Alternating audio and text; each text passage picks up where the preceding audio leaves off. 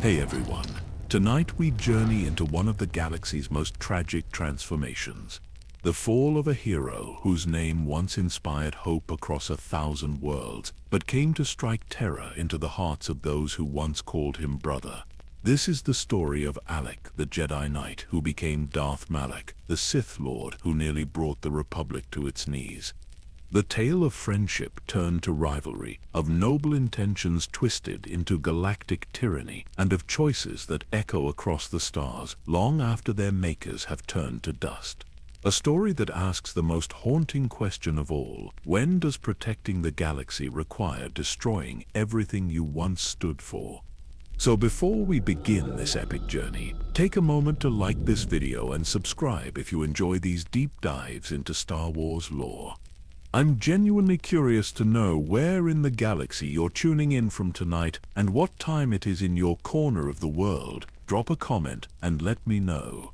It's always amazing to see our community spanning across different time zones, all united by our love for these timeless stories.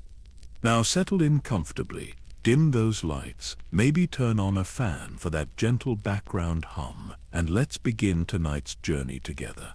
In the depths of space, where ancient hyperspace routes whisper secrets to those who know how to listen, there exists a tale that the Jedi archives keep in their most restricted vaults. A story that speaks of two friends who ventured beyond the edge of known space as heroes, only to return as the galaxy's greatest nightmare. Picture, if you will, the moment when choice becomes destiny, when a young Jedi Knight named Alek stands before a hologram, showing the systematic destruction of entire worlds, his blue eyes reflecting the flames of 1,000 burning cities.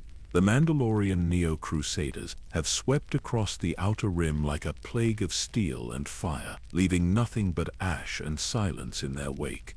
And in the halls of the Jedi Temple on Coruscant, the Council speaks only of patience, of waiting, of trusting in the Force while innocents die by the millions.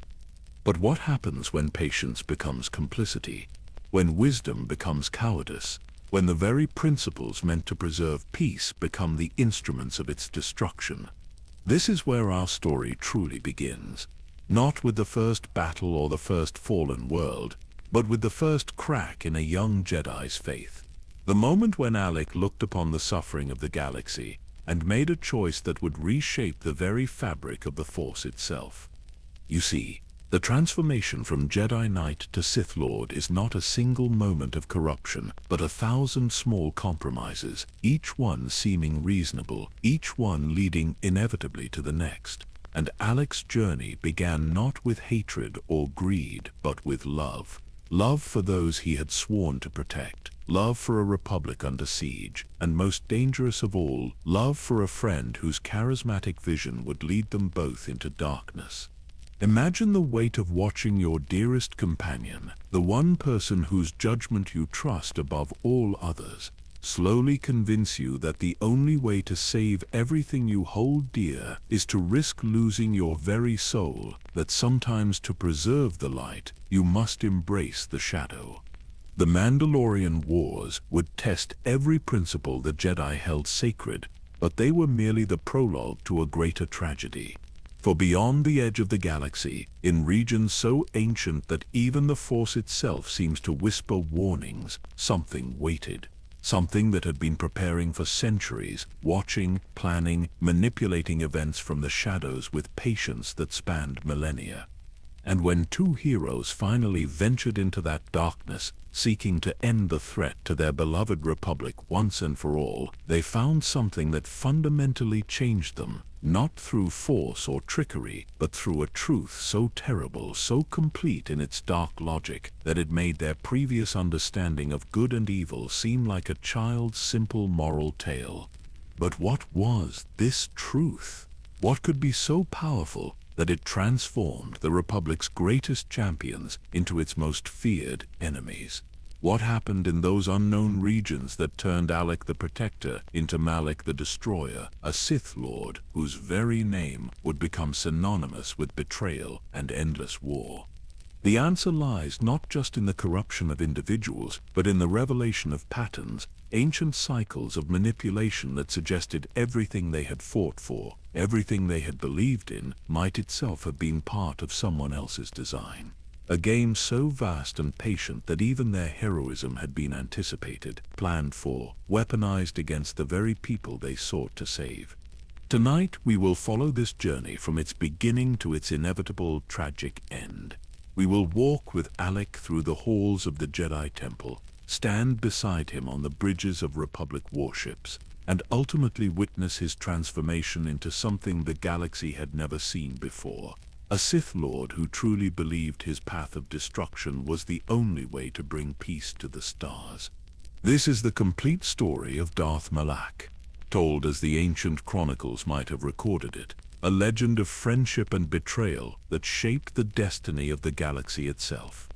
In those days, when the Republic still believed in the eternal promise of peace, when the great hyperspace routes carried merchants and diplomats rather than armies and refugees, the galaxy seemed vast enough to hold all the dreams that sentient beings could imagine. It was the year 3976 before the Battle of Yavin, and across 1,000 worlds, beings looked up at star-filled skies with hope rather than fear. Yet even in those golden days, shadows were gathering at the edges of known space.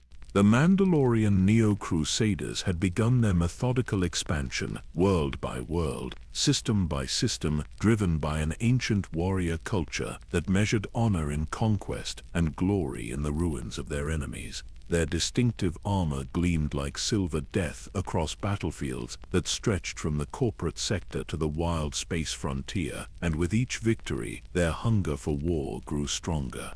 But our tale does not begin with the clash of armies or the thunder of starship cannons echoing across the void. It begins instead in the peaceful corridors of learning and contemplation, in the halls where young minds were shaped to serve the light side of the Force, where the future guardians of peace and justice took their first steps on a path that had guided the galaxy for over 1,000 generations. The Jedi Temple on Coruscant rose like a beacon of serenity above the endless city planet, its spires catching the first light of dawn and holding it like captured stars. Within its walls, masters taught Padawans the ancient ways, the delicate balance between action and patience, between protecting life and avoiding the corrupting influence of violence. The air itself seemed to hum with the Force, a gentle current that connected all living things in an endless web of understanding and compassion. It was here, in the temple's great halls of learning, that we first encounter the young man who would one day shake the very foundations of the Republic. Alek moved through the temple corridors with the confident stride of one born to command, his tall frame already showing the strength that would serve him well in the trials to come. His face, marked with the traditional tattoos of his homeworld, bore the kind of determined expression that spoke of absolute conviction, of a mind that once set upon a course would not easily be turned aside. Unlike many of his fellow Jedi, who approached their studies with quiet contemplation, Alek possessed an intensity that seemed to radiate from his very being. When he practiced his lightsaber forms in the temple's training chambers, other students would pause in their own exercises to watch, drawn by the precise fury of his movements, the way he seemed to make the ancient weapons sing with deadly purpose. His blue eyes, bright with intelligence and unmarked by doubt, reflected a soul that had not yet learned to question the clear divide between right and wrong. But it was not Alek's individual prowess that would ultimately shape his destiny, but rather his relationship with another young Jedi, whose presence seemed to fill any room he entered. Where other students clustered in small groups, discussing philosophy or debating the finer points of Force technique, there was always a larger circle gathered around one particular figure, drawn by a charisma that seemed as natural as breathing. This was Revan, though in those days he bore a different name, one lost now to history and the careful editing of the Jedi archives. He possessed that rarest of gifts, the ability to make others believe not just in his vision, but in their own capacity to achieve the impossible. When he spoke of justice, beings found themselves ready to fight for it. When he described the Force as a river of light flowing through all creation, even the most scholarly masters nodded in appreciation of his insight. The friendship between Alek and Revan was the kind that forms once in a generation, built on mutual respect, shared ideals, and a bond deeper than mere companionship. They were brothers in all but blood, each complementing the other's strengths while compensating for their weaknesses. Where Revan provided vision and inspiration, Alek offered unwavering loyalty and tactical brilliance. Where Alek might act too quickly, driven by his passionate nature, Revan's strategic mind provided balance and perspective. Together, they represented everything the Jedi Order hoped to achieve in its students: power tempered by wisdom, strength guided by compassion, and above all, an unshakable commitment to protecting those who could not protect themselves. Their masters looked upon their friendship with approval, seeing in it the kind of bond that had historically produced the Order's greatest champions. The galaxy they served seemed secure in those days, protected by the ancient wisdom of the Jedi and the democratic institutions of the Republic. Trade flowed freely along the hyperspace routes, bringing prosperity to core worlds and frontier settlements alike. The Senate chambers on Coruscant echoed with debates about taxation and trade regulations rather than military preparations and emergency powers. The greatest concerns of most citizens involved the rising cost of goods or the latest Hollywood entertainment, not the possibility that their entire way of life might soon be swept away by forces beyond their imagination. Yet even as the Republic basked in this golden peace, sensitive observers began to notice troubling signs. Ship captains reported strange encounters in the Outer Rim, vessels of unknown configuration that vanished into hyperspace when approached. Frontier colonies went silent without explanation, their final transmissions speaking of ships with armor that gleamed like polished silver. Jedi stationed at remote temples sent disturbing reports of disturbances in the Force, ripples of violence and conquest that seemed to be growing stronger with each passing month. In the temple's archives, scholars pored over ancient texts that spoke of warrior cultures from beyond the galactic rim, nomadic peoples whose entire civilization revolved around conquest and expansion. These Mandalorians had clashed with the Republic before, in wars so distant that they seemed more like legends than historical fact. But the evidence was mounting that these legends were awakening, that somewhere in the vast darkness beyond known space, an ancient enemy was preparing to reclaim its place as the galaxy's dominant power. Alek felt these disturbances more keenly than most, his passionate nature making him sensitive to the suffering of others, even across the vast distances of space. During his meditations, he would sometimes see flashes of burning worlds, hear the echoes of screams carried on the solar wind. His sleep was troubled by visions of refugees fleeing before an unstoppable tide of silver death, of children separated from their families as their worlds died around them. When he brought these concerns to his masters, they counseled patience and trust in the Force. The Jedi way, they reminded him, was not to seek out conflict but to respond when the galaxy's need was clear and unavoidable. The Republic had its own military forces, its own intelligence networks and diplomatic corps.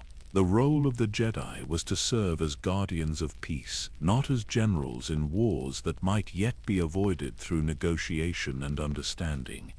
But Alek's dreams were growing darker, his visions more vivid and immediate, and beside him his closest friend began to speak of different possibilities, of the need for the Jedi to take a more active role in shaping galactic events. Revan's words carried a weight that mere logic could not explain, touching something deep within Alek's soul that resonated with his own growing certainty that action, not contemplation, would be required to preserve everything they held dear. The stage was thus set for a transformation that would echo across the ages, though none who witnessed those early days could have imagined where their noble intentions would ultimately lead. In the peaceful halls of the Jedi Temple, as two friends prepared to answer a call that would change them forever, the seeds of the galaxy's next great tragedy were already beginning to sprout. nourished by good intentions and watered with the blood of innocents they were desperate to save.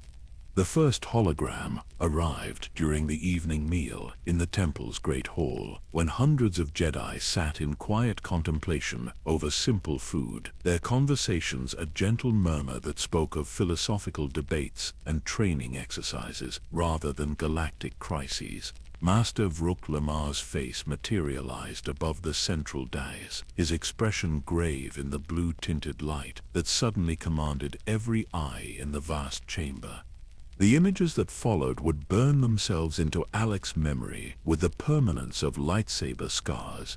Sirocco, once a thriving agricultural world in the Mid-Rim, now reduced to a sphere of molten glass. The Mandalorian fleet had not simply conquered the planet, they had sterilized it, turning millions of souls into vapor with weapons that defied every convention of civilized warfare. The orbital bombardment had been methodical, precise, designed not just to claim territory, but to send a message that reverberated across the hyperspace routes with the weight of absolute terror. Alek's hands clenched involuntarily as the hologram shifted to show refugee ships limping toward Republic space, their hulls scarred by weapons fire, their cargo holds packed with survivors whose eyes held the hollow stare of those who had witnessed the impossible.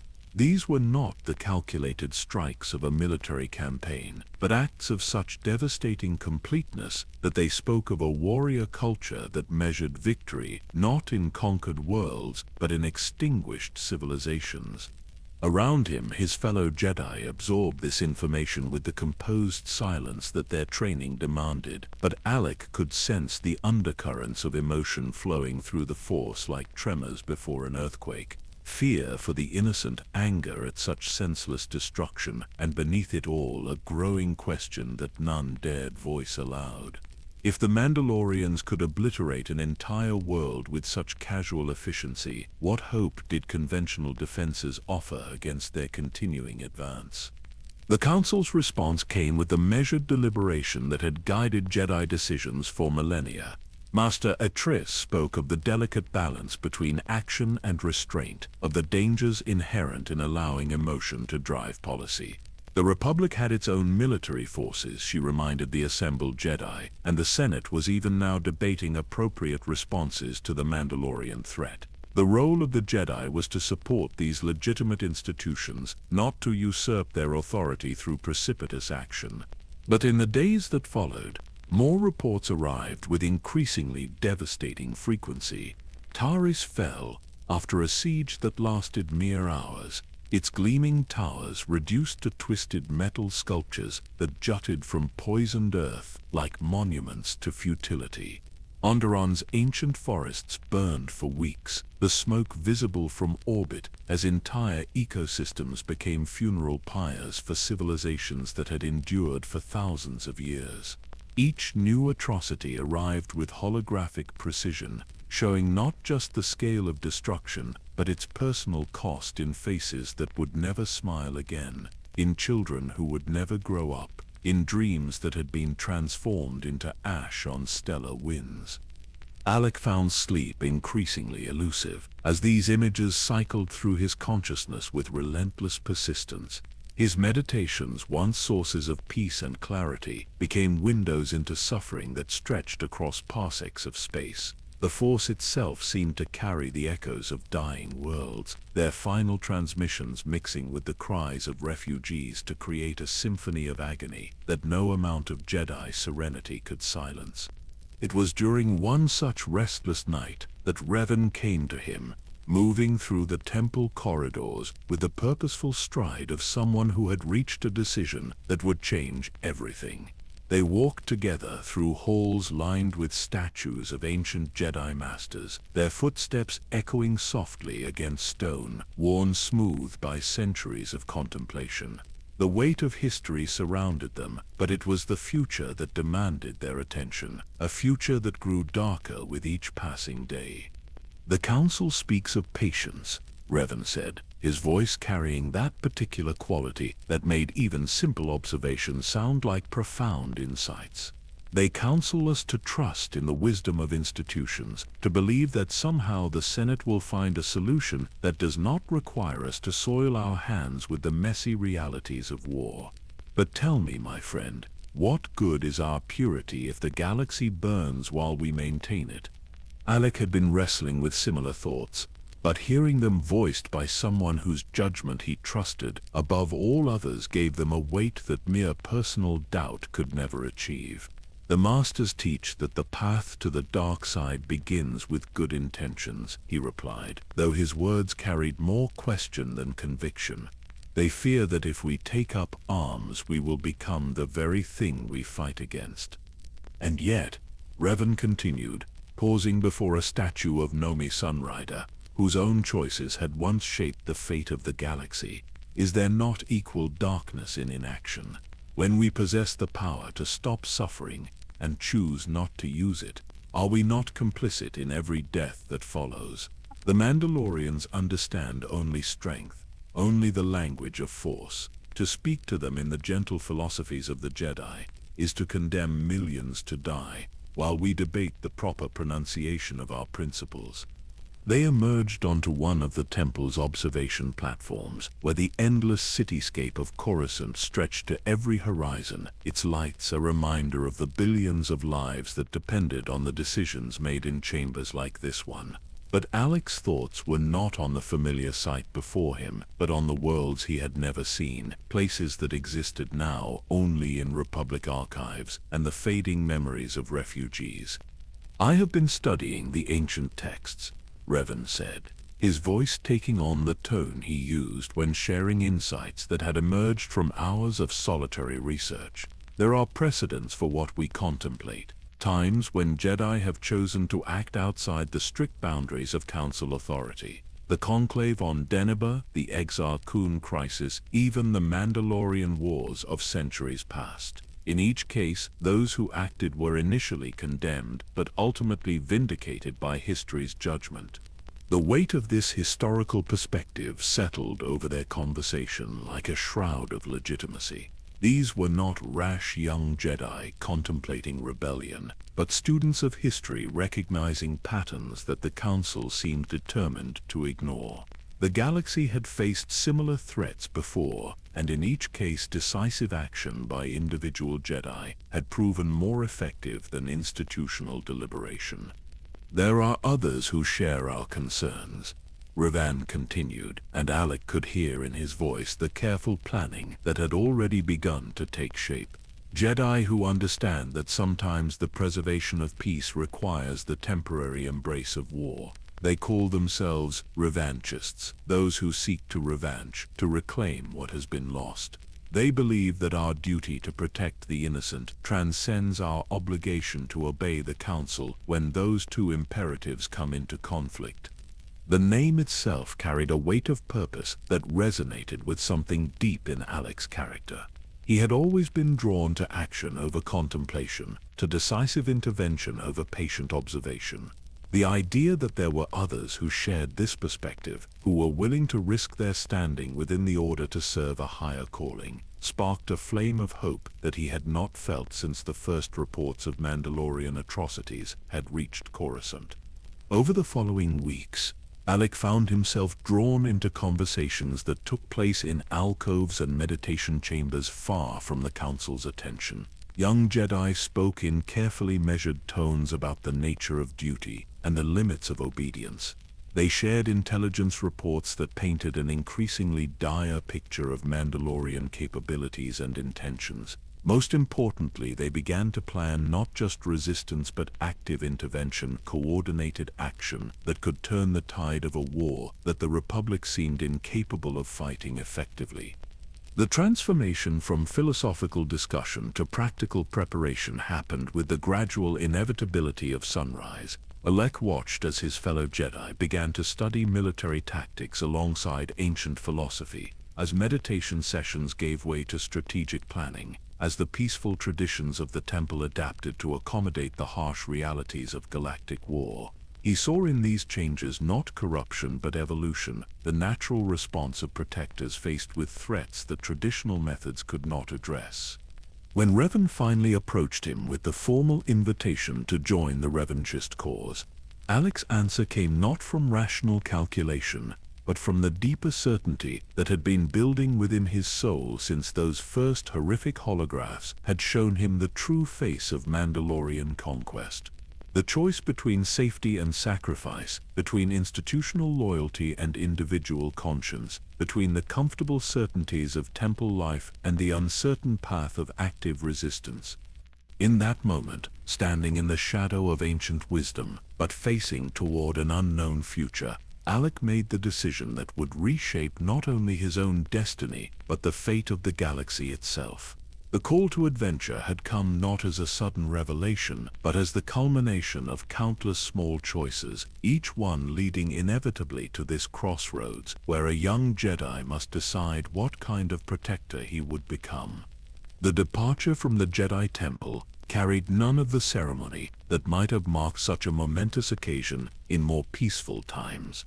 Instead, it unfolded with the quiet efficiency of necessity, as small groups of revanchist Jedi gathered their few possessions and slipped away into the pre-dawn darkness of Coruscant's lower levels. Alek walked through the temple corridors one final time, his footsteps echoing softly against stones that had witnessed the training of countless generations, knowing that when he returned, if he returned, both he and this place would be forever changed. The archives where he had spent so many hours studying ancient lightsaber techniques now seemed like relics of a more innocent age, their dusty scrolls and holographic records suddenly irrelevant in the face of immediate galactic crisis. The meditation chambers where masters had taught him to find balance in the Force felt like beautiful but impractical luxuries when compared to the urgent need for action that drove him toward the spaceport. Each familiar sight carried the bittersweet weight of farewell, as if he were already mourning for the young man he had been, the one who still believed that contemplation and wisdom could solve any problem given sufficient time. The civilian transport that carried them away from Coruscant bore no markings to indicate its precious cargo, appearing to orbital traffic controllers as nothing more than another commercial vessel bound for the mid-rim trade routes. But within its modest passenger compartments, the future military leadership of the Republic sat in contemplative silence, each lost in private thoughts about the magnitude of what they were undertaking. These were not career soldiers seeking glory in battle, but reluctant warriors driven by moral necessity, Jedi who had concluded that their highest calling lay not in preserving their own spiritual purity, but in protecting those who could not protect themselves. Admiral Saul Karath met them at the rendezvous point in the Sluisvan shipyards, his weathered face bearing the marks of a career spent defending Republic interests against pirates, smugglers, and the occasional corporate security force. The prospect of facing the Mandalorian war machine clearly weighed heavily upon him, but his greeting carried the professional courtesy of a man who understood that desperate times required unconventional alliances. The Republic Navy had been designed to maintain order among civilized systems, not to wage total war against an enemy that treated genocide as standard operating procedure.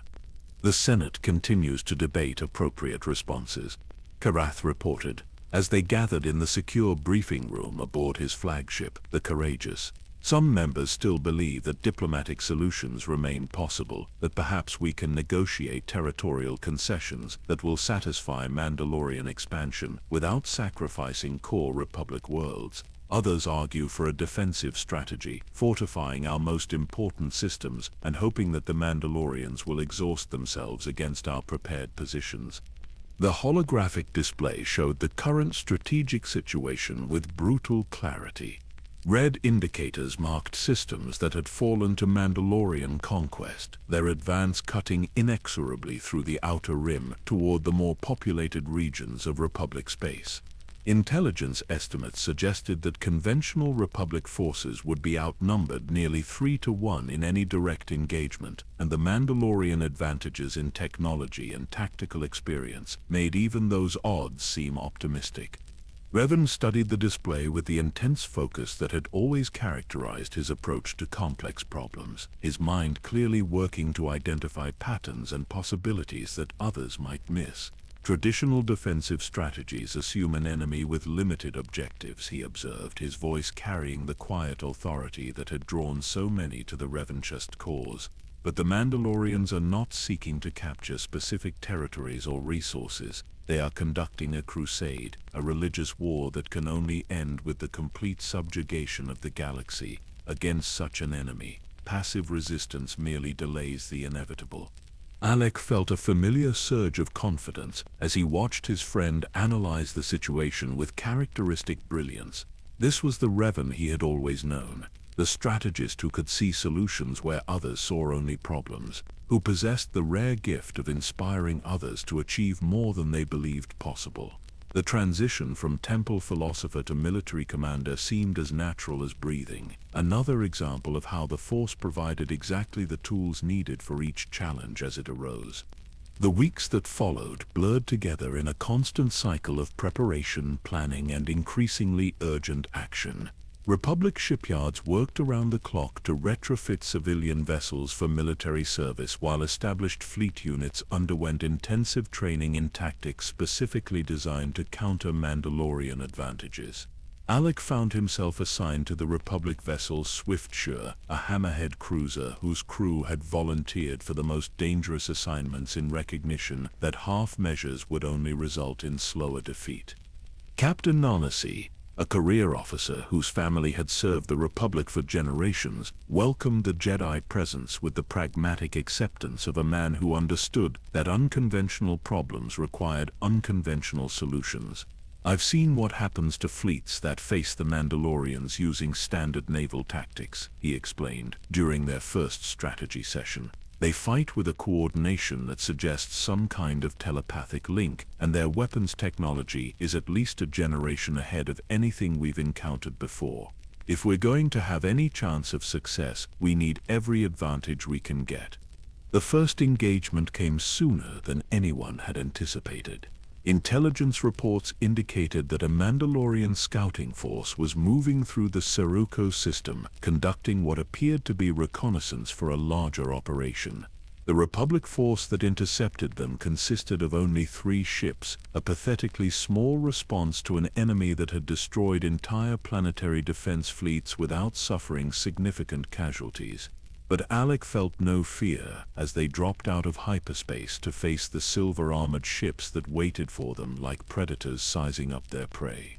The battle itself lasted less than 20 minutes, but those brief moments contained enough concentrated violence to burn themselves permanently into the memory of every survivor. Mandalorian weapons struck with precision that defied belief, their targeting systems somehow compensating for evasive maneuvers that should have made accurate fire impossible. But the Republic crews fought with the desperate courage of beings defending their homes, and for the first time since the invasion began, Mandalorian ships began to die.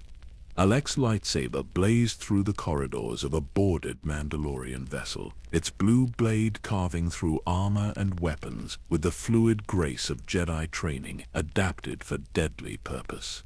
The Force guided his movements with crystalline clarity, each strike precise and necessary, each defensive maneuver perfectly timed to turn aside attacks that would have overwhelmed any normal warrior. This was not the contemplative exercise of temple sparring, but combat in its purest form, life and death balanced on the edge of a blade that hummed with righteous purpose. When the engagement ended, 3 Mandalorian ships lay broken in space while the Republic force remained intact, battered but victorious.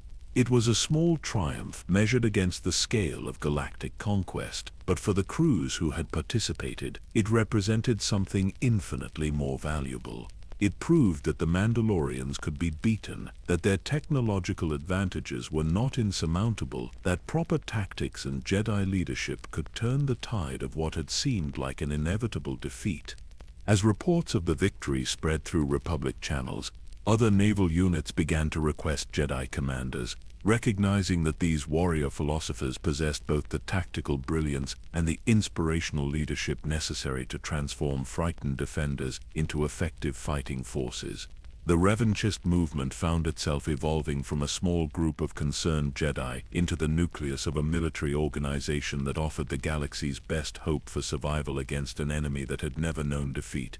But victory carried its own costs, and Alek began to understand that each battle won brought subtle changes that accumulated like sediment in a river's delta. The Force flowed differently in combat than in meditation, its currents carrying not just clarity and strength, but darker emotions that had to be carefully channeled or suppressed. Each enemy he struck down was a sentient being whose death diminished the galaxy's store of life, regardless of the necessity that had made the killing unavoidable. Standing on the bridge of the Swifture as they prepared for the next engagement, Alek reflected on how quickly his world had transformed from one of quiet contemplation to urgent action. The man who had once spent hours debating philosophical nuances now made life and death decisions with split-second timing, trusting in instincts honed by combat rather than insights gleaned from ancient texts. The journey had begun, not with a single step, but with an avalanche of choices, each one leading inevitably toward a destination that remained hidden in the uncertain future. The victory at Sirocco proved to be the first note in a symphony of tactical successes that began to shift the momentum of the war. As word spread through Republic channels that the Mandalorian war machine could indeed be defeated, more systems pledged their fleets to the revanchist cause, bringing with them resources and intelligence that had been hoarded in preparation for what many had assumed would be a futile last stand. Alek found himself promoted to the rank of general, a title that sat strangely on shoulders more accustomed to the simple robes of a Jedi Knight than the military insignia that now marked his authority. The strategic picture that emerged from their expanded intelligence network revealed disturbing patterns beneath the surface chaos of Mandalorian conquest. Their advance through Republic space followed no obvious tactical logic, bypassing strategically vital systems to strike at worlds whose only apparent value lay in their populations and industrial capacity. More puzzling still were the reports filtering back from captured Mandalorian personnel, prisoners, who spoke not just of conquest and glory, but of ancient obligations and prophetic necessities that drove their crusade with religious fervor. During the interrogation of a captured Mandalorian field commander, Alek encountered his first hint of the deeper mysteries that would eventually consume his thoughts. The warrior, a scarred veteran whose armor bore the marks of dozens of battles, spoke with the fatalistic pride of someone who understood his role in events far larger than personal ambition. "You think this is about territory," he said, his voice carrying contempt for what he clearly viewed as Republic naivety. "You believe we seek to rule your soft worlds, to grow fat on the wealth you have accumulated through centuries of peace. But you understand nothing of the ancient compact, nothing of the preparations that have been made for the war that is coming." When pressed for clarification, the prisoner's responses became increasingly cryptic, filled with references to enemies that dwelt beyond the galactic rim, to watchers who had observed Republic weakness for generations, to tests that would determine which civilizations deserved to survive the trials ahead.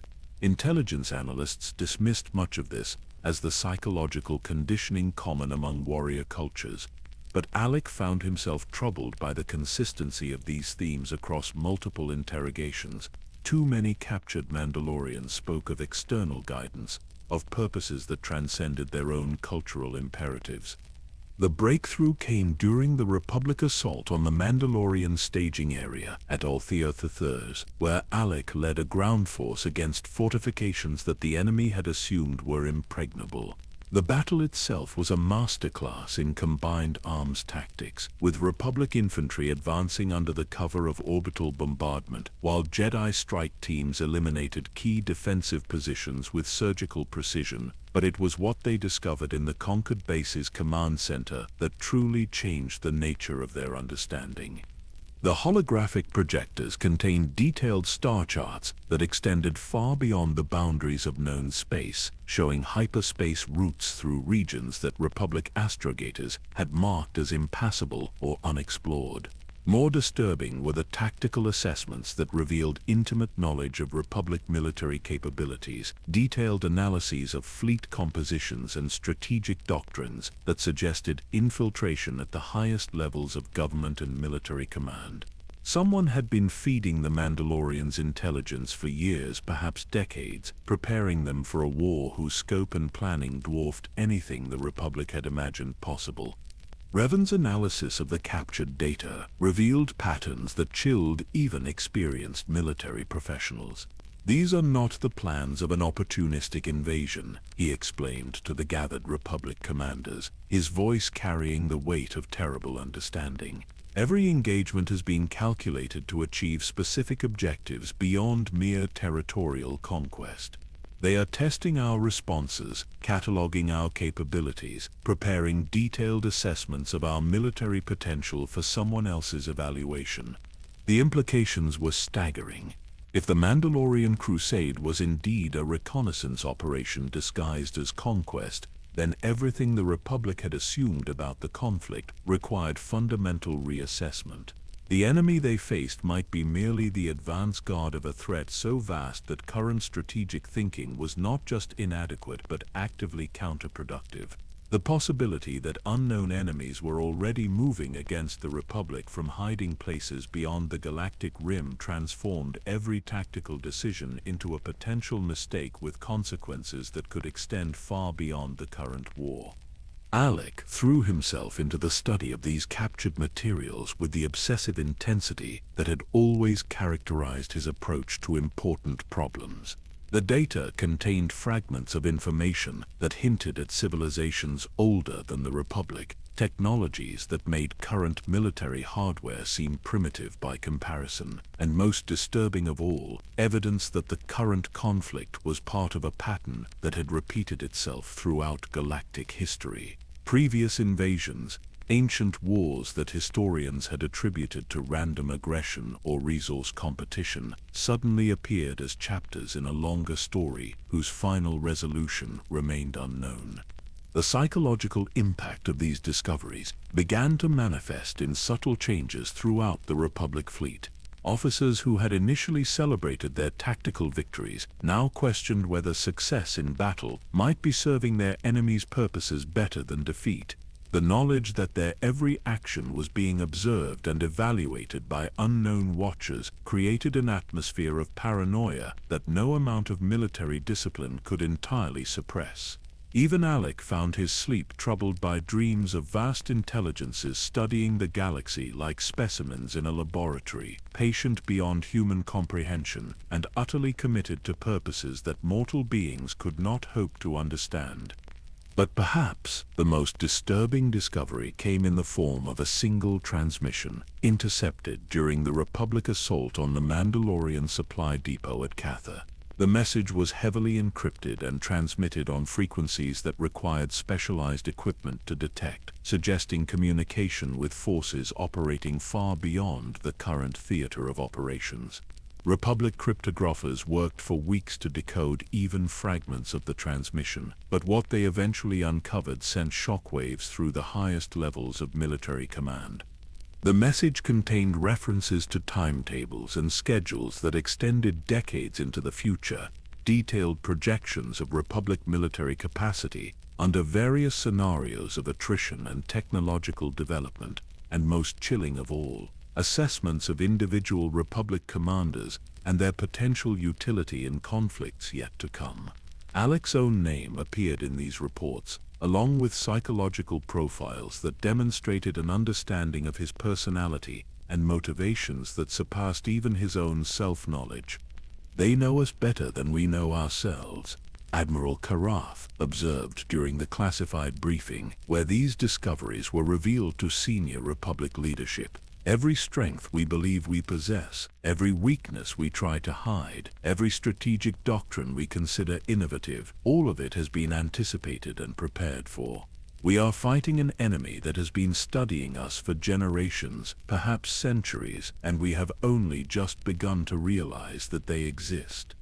The weight of this knowledge transformed the character of the war effort from desperate defense to something approaching existential dread. The Mandalorians themselves seemed almost secondary to the larger threat they represented, mere instruments in the hands of intelligences whose patience and planning defied conventional understanding. Republic victories began to feel hollow when viewed against the possibility that they were serving purposes that remained hidden, that every tactical success might be another step in a larger strategy, whose ultimate objectives could only be guessed at. Alek found himself spending increasing amounts of time in meditation, seeking guidance from the Force about the nature of the threat they faced, and the appropriate response to enemies who operated on timescales that spanned generations. The answers that came were fragmentary and troubling, visions of darkness that stretched beyond the galactic rim, of patient malevolence that viewed current events as merely the opening moves in a game whose rules were written in languages that predated the Republic by millennia. The discovery that their war was part of a larger pattern, that the Mandalorian invasion was itself a test whose real purpose lay hidden in the shadows beyond known space, marked the end of any illusion that conventional military solutions could address the scale of the threat they faced. Victory against the Neo-Crusaders would be merely the first step in a longer journey, one that would require them to venture beyond the boundaries of everything they had known and confront mysteries that the galaxy's wisest scholars had never imagined. As reports continued to arrive from the front lines, bringing news of both victories and disturbing intelligence about the true nature of their enemy, Alek began to understand that his transformation from Jedi Knight to military commander was itself part of a larger metamorphosis that the galaxy's situation demanded. The contemplative philosophies of the Temple, the patient wisdom of the Council, the gentle certainties of peacetime, all seemed inadequate in the face of threats that operated according to principles that no Republic institution was equipped to understand or counter. Standing on the bridge of his command ship, as it prepared for the next engagement, watching hyperspace routes that might lead toward unimaginable dangers or unexpected salvation, Alek felt the weight of knowledge that could not be shared with those who looked to him for leadership. The war they were fighting was real enough, but it was also a shadow cast by something infinitely larger and more dangerous, something that waited beyond the edge of known space with the patience of eons and purposes that would reshape the galaxy according to designs that no mortal mind could fully comprehend. As Republic forces achieved a string of tactical victories across multiple fronts, a dangerous optimism began to permeate the fleet command structure. Intelligence reports suggested that Mandalorian supply lines were overextended, their advance slowing as resistance stiffened, and their casualties mounted. Admiral Kara's strategic assessments painted an increasingly favorable picture, with projections indicating that sustained pressure could force the Neo-Crusaders into a defensive posture within the next standard year. The momentum of war seemed to be shifting, and for the first time since the invasion began, Republic leadership allowed itself to believe that conventional military solutions might actually prove sufficient. Alek found himself caught between the infectious enthusiasm of his fellow commanders and nagging doubts that refused to be silenced by tactical success. The captured intelligence about external manipulation continued to trouble him, but when he raised these concerns in strategy meetings, they were often dismissed as speculation unsupported by actionable evidence. The immediate demands of military planning left little time for philosophical contemplation about hypothetical threats, and the pressure to maintain morale discouraged too much focus on possibilities that could undermine confidence in ultimate victory.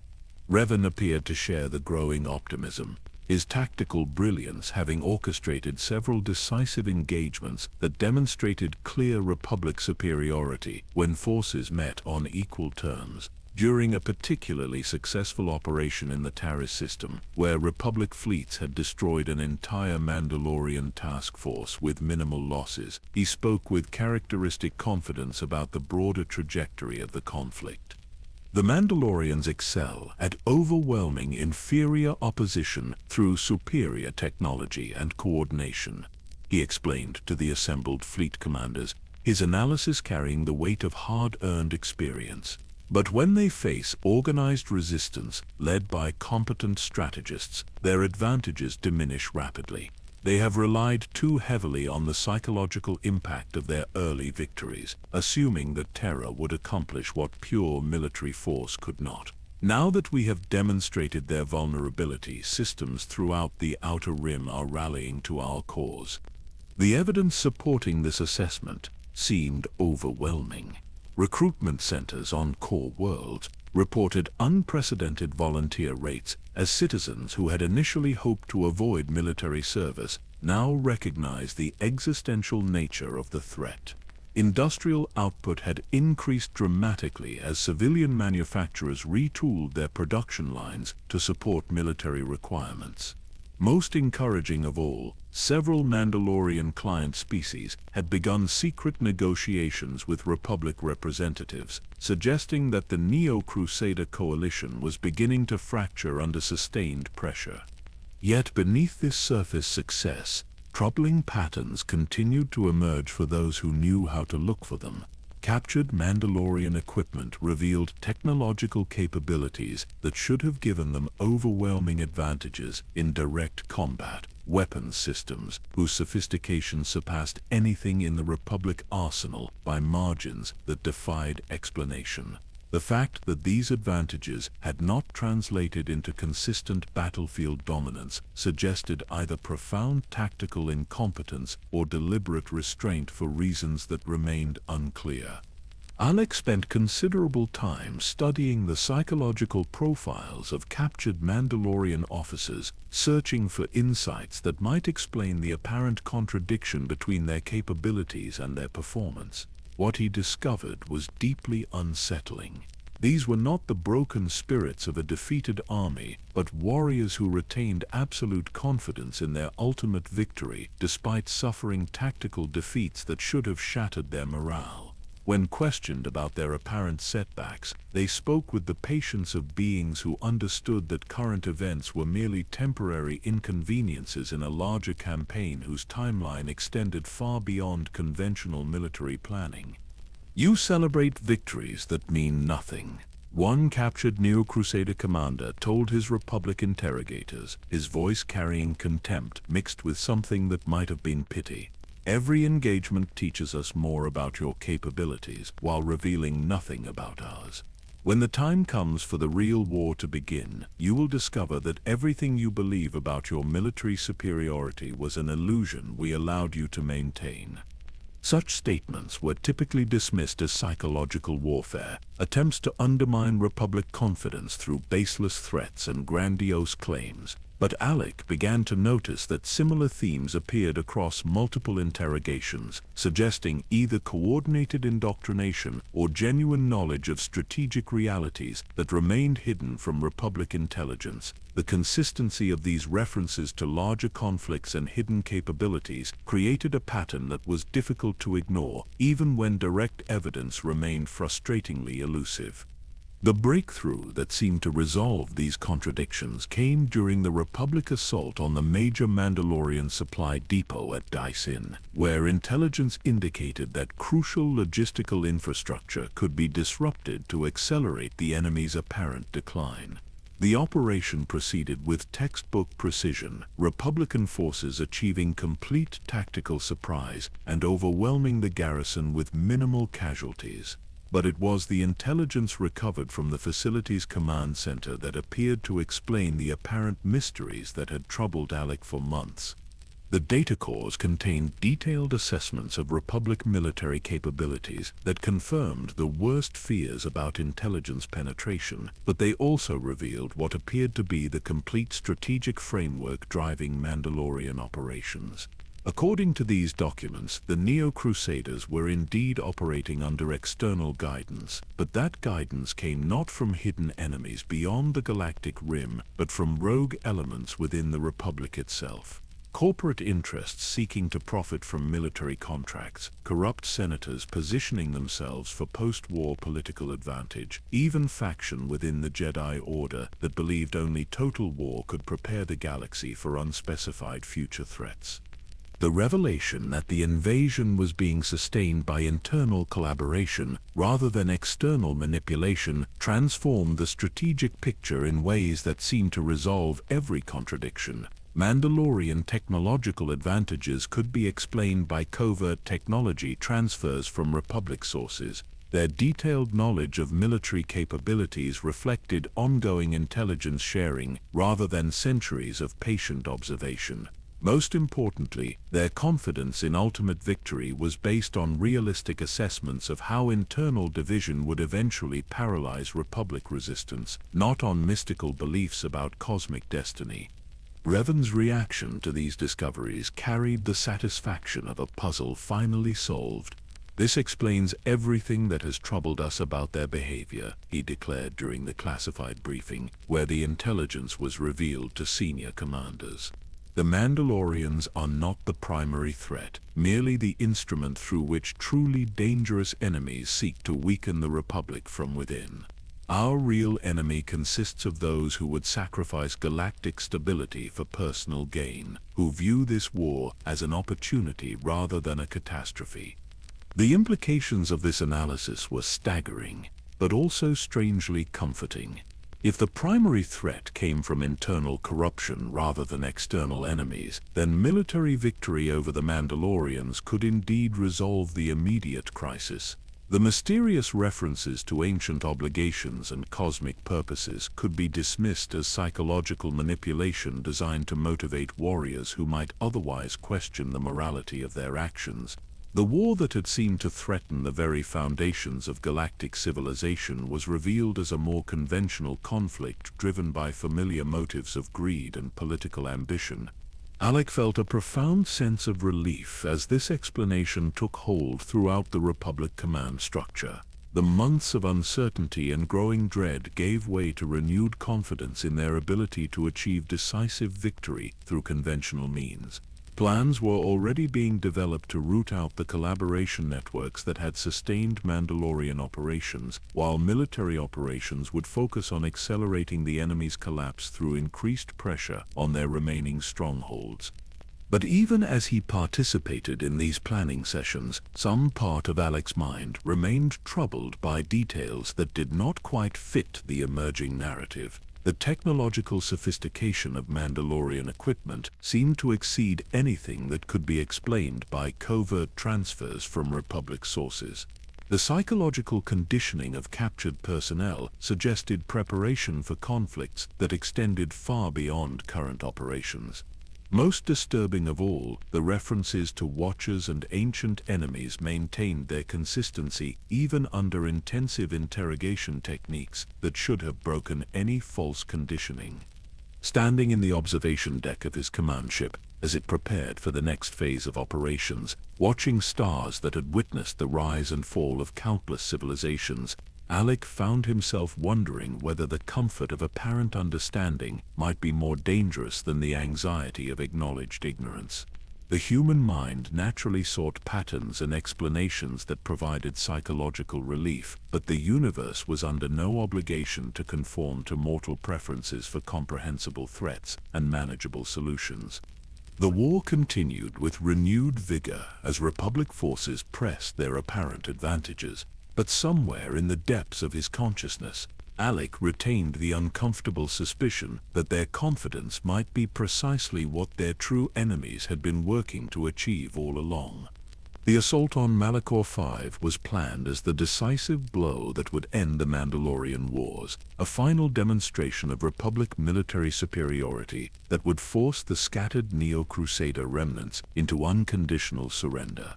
Intelligence reports indicated that Mandalore the Ultimate had established his primary command center on the ancient Sith world, gambling everything on a last stand among ruins that had witnessed conflicts far older and more terrible than the current war. For Republic strategists, it represented an opportunity to eliminate the enemy's remaining leadership structure in a single coordinated operation. Alek felt the weight of history as his transport descended through Malachor's turbulent atmosphere, the ship's sensors registering energy readings that defied conventional explanation. This was not merely another battlefield, but a nexus of dark side power that had drawn ambitious beings to their doom for millennia. Ancient Sith Lords had built temples and academies in these twisted canyons, conducting experiments in force manipulation that had left permanent scars on the planet's spiritual essence. The very air seemed to whisper with the voices of those who had sought ultimate power and found only destruction. The landscape below revealed the accumulated trauma of ages, twisted spires of crystal and metal that jutted from scarred earth like the bones of some impossibly vast skeleton. Structures that might once have been magnificent temples or palaces had been reduced to skeletal frameworks, their original purposes lost beneath layers of battle damage and the slow erosion of cosmic time. But it was not the physical devastation that troubled Alek most deeply, but the way the Force itself seemed distorted here, its familiar currents replaced by something that felt alien and predatory. Revan had insisted on leading the ground assault personally, despite protests from fleet commanders who argued that such risks were unnecessary for someone of his strategic importance. But Alek understood his friend's reasoning better than most. This battle would determine not just the fate of the current war, but the trajectory of galactic civilization for generations to come. The decisions made here, the methods employed to achieve victory, would establish precedents that would echo through history long after the current participants had turned to dust. The Mandalorian defenses proved more formidable than intelligence assessments had suggested, their positions cleverly integrated with the planet's natural geography to maximize defensive advantages while minimizing exposure to orbital bombardment.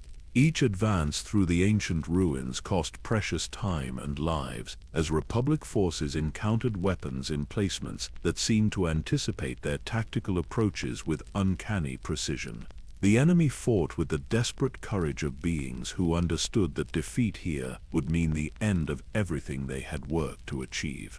But it was the discovery of the Treyas Academy that truly transformed the nature of their mission from conventional military operation to something approaching archaeological expedition.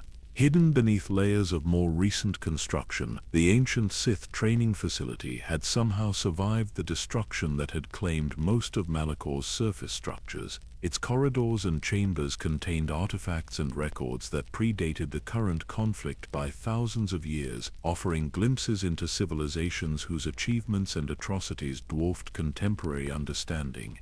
Alek found himself drawn to the Academy's central meditation chamber, where crystalline formations focused dark side energy with an intensity that made his teeth ache and his vision blur. The walls were covered with inscriptions in languages that predated Basic by millennia, their flowing script describing techniques of force manipulation that the modern Jedi Order had forgotten or deliberately abandoned. These were not the desperate experiments of failed students, but the systematic documentation of powers that had once reshaped entire star systems according to their wielders' desires. The holocrons discovered in the Academy's deepest vaults contained knowledge that challenged fundamental assumptions about the nature of the Force and its relationship to galactic civilization. Ancient Sith Lords spoke across the centuries about cycles of expansion and collapse that had repeated themselves throughout recorded history, each iteration driven by the eternal conflict between order and chaos, light and darkness. But their perspective on these patterns was profoundly different from anything taught in contemporary Jedi philosophy, treating the cycle not as a cosmic balance to be maintained but as a process to be understood and ultimately controlled. "Power is neither good nor evil," declared one holographic figure, whose name had been lost to history, but whose words carried the weight of absolute conviction. "It simply is, like gravity or electromagnetism, a fundamental force that shapes reality according to predictable principles. Those who refuse to acknowledge its nature doom themselves to be shaped by others who possess greater understanding." The galaxy belongs to those with the wisdom to use power effectively, regardless of the moral categories that lesser beings use to justify their own limitations. Such teachings would have been dismissed as Sith propaganda in the peaceful halls of the Jedi Temple. But here on Malak, surrounded by evidence of the ancient Sith's genuine achievements, they carried a different kind of weight. The ruins themselves testified to civilizations that had lasted for millennia, empires whose stability and prosperity had endured far longer than the Republic's brief experiment in democratic governance. Perhaps the modern galaxy's problems stemmed not from the presence of dark side influence, but from its systematic rejection of knowledge that could solve otherwise intractable challenges. The battle for Malak's surface continued with increasing intensity as both sides committed their final reserves to what everyone understood would be the war's decisive engagement. Republic forces had achieved tactical superiority in most sectors, but Mandalorian resistance remained fierce enough to prevent the rapid victory that strategic timetables demanded. Intelligence reports suggested that the enemy was preparing some kind of final gambit, a desperate measure that could potentially reverse the outcome despite their apparent disadvantages. It was during this crucial phase that Bowdurs approached Alek with plans for a weapon that could end the battle immediately and decisively. The Zabrak engineer had been working on theoretical applications of gravitational manipulation, exploring the possibility of creating localized space-time distortions that could affect large areas without requiring conventional explosives or energy weapons. The mass shadow generator represented the culmination of this research, a device capable of creating artificial gravity wells powerful enough to tear capital ships apart at the molecular level. The moral implications of such a weapon were staggering. Deployment would result in casualties on a scale that dwarfed anything the war had previously witnessed, destroying not just military targets, but potentially affecting civilian populations throughout the system. But the alternative was a prolonged siege that could last for months, during which Mandalorian reinforcements might arrive to break the Republic blockade and allow the war to continue indefinitely. The choice was between certain massive casualties now or potentially unlimited suffering later. Alek studied the technical specifications with growing horror and fascination. The weapon would indeed end the war, but it would also establish precedents about acceptable methods of conflict resolution that could reshape galactic civilization in fundamental ways. Once such techniques became normalized, how could anyone argue against their use in future conflicts? The Republic that emerged from this victory would be fundamentally different from the one that had entered the war, its moral authority permanently compromised by the methods required to achieve peace. But as he walked through the ruins of the Trace Academy, surrounded by evidence of the Sith's pragmatic approach to power and governance, Alek began to question whether moral purity was truly more important than effective results. The ancient inscriptions spoke of civilizations that had lasted for millennia precisely because their leaders had been willing to make difficult decisions, to accept personal damnation in service of greater stability. Perhaps the galaxy's current problems stemmed from an excess of moral sensitivity rather than its absence. The Force itself seemed to support this interpretation, its currents flowing more strongly here than anywhere Alek had previously experienced. The dark side energy that permeated Malak did not feel evil or corrupting, but simply powerful, like standing beside a fusion reactor or a hypermatter core. The emotional categories that Jedi training had taught him to apply seemed increasingly irrelevant when measured against the raw effectiveness that such power could provide. The ancient Sith had built their empire by embracing these energies rather than fearing them, and their achievements spoke for themselves. When Revan finally gave the order to deploy the mass shadow generator, Alek felt no regret or moral uncertainty. The weapon activated with a sound like reality itself being torn apart, creating gravitational distortions that reduced thousands of ships to their component atoms in moments. The Mandalorian fleet simply ceased to exist, along with substantial portions of the Republic forces that had been engaged in close combat when the device activated. The silence that followed was absolute, broken only by the slow collapse of debris into the artificial gravity wells that continued to distort space throughout the system. Victory had been achieved, but at a cost that would haunt the survivors for the rest of their lives. The galaxy was safe from Mandalorian conquest, but the methods required to ensure that safety had fundamentally changed the nature of galactic civilization. Standing in the aftermath of such devastation, watching entire fleets reduced to cosmic dust, Alek understood that he had crossed a threshold from which there could be no return. The man who had once debated philosophical nuances in temple meditation chambers had become someone capable of ordering the deaths of thousands without hesitation. But perhaps most disturbing of all was the realization that this transformation felt not like corruption but like awakening, as if he had finally begun to understand truths about power and governance that his previous moral education had deliberately obscured. The ancient Sith, whose teachings filled the Traus Academy, had faced similar choices and emerged stronger for their willingness to embrace necessary darkness. The path forward lay not in returning to the comforting illusions of peacetime morality, but in learning to wield power with the same pragmatic effectiveness that had made their predecessors the galaxy's dominant force for countless generations. The aftermath of Malak 5 left the galaxy in a state of stunned silence that extended far beyond the immediate participants in the battle. News of the mass shadow generator's deployment spread through Republic channels with the speed of hyperspace communications, carrying with it implications that forced every civilized world to confront uncomfortable questions about the price of peace and the methods deemed acceptable to achieve it. The Mandalorian wars were over, their threat eliminated so completely that historians would struggle to find precedents for such decisive victory, but the cost had been measured in ways that conventional accounting could never capture. Alek stood in the command center of the Republic flagship as reports continued to arrive from across the former war zone, each transmission bringing news of Mandalorian surrenders and the collapse of military resistance that had seemed insurmountable mere days earlier. The effectiveness of their final solution was undeniable, its success so complete that even the most pessimistic strategists had been forced to revise their estimates of how quickly peace could be restored.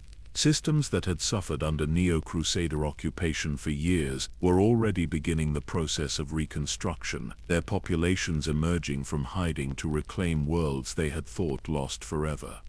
But victory carried with it a weight that pressed down upon his consciousness like a physical force, making every breath an effort and every decision feel magnified beyond its immediate importance. The faces of his subordinates reflected his own internal struggle, the mixture of relief and horror that came from achieving necessary goals through methods that violated every principle they had been taught to revere. These were not career soldiers who could compartmentalize such actions as unfortunate necessities, but former Jedi whose entire worldview had been built around the preservation of life and the rejection of violence as a solution to complex problems.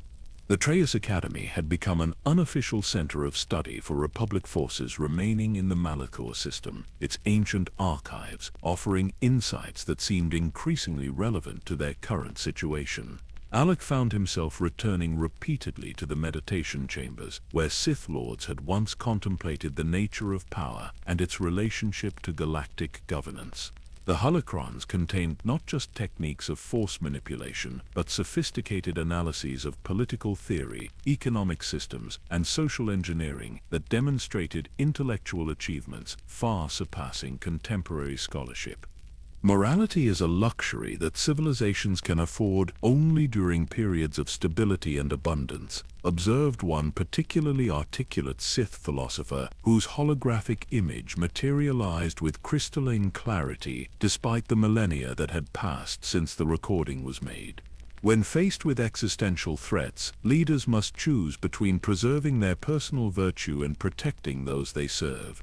The wise ruler understands that personal damnation is a small price to pay for the salvation of billions, while the foolish one allows abstract principles to override practical necessities until both ruler and ruled are destroyed by enemies less constrained by such considerations.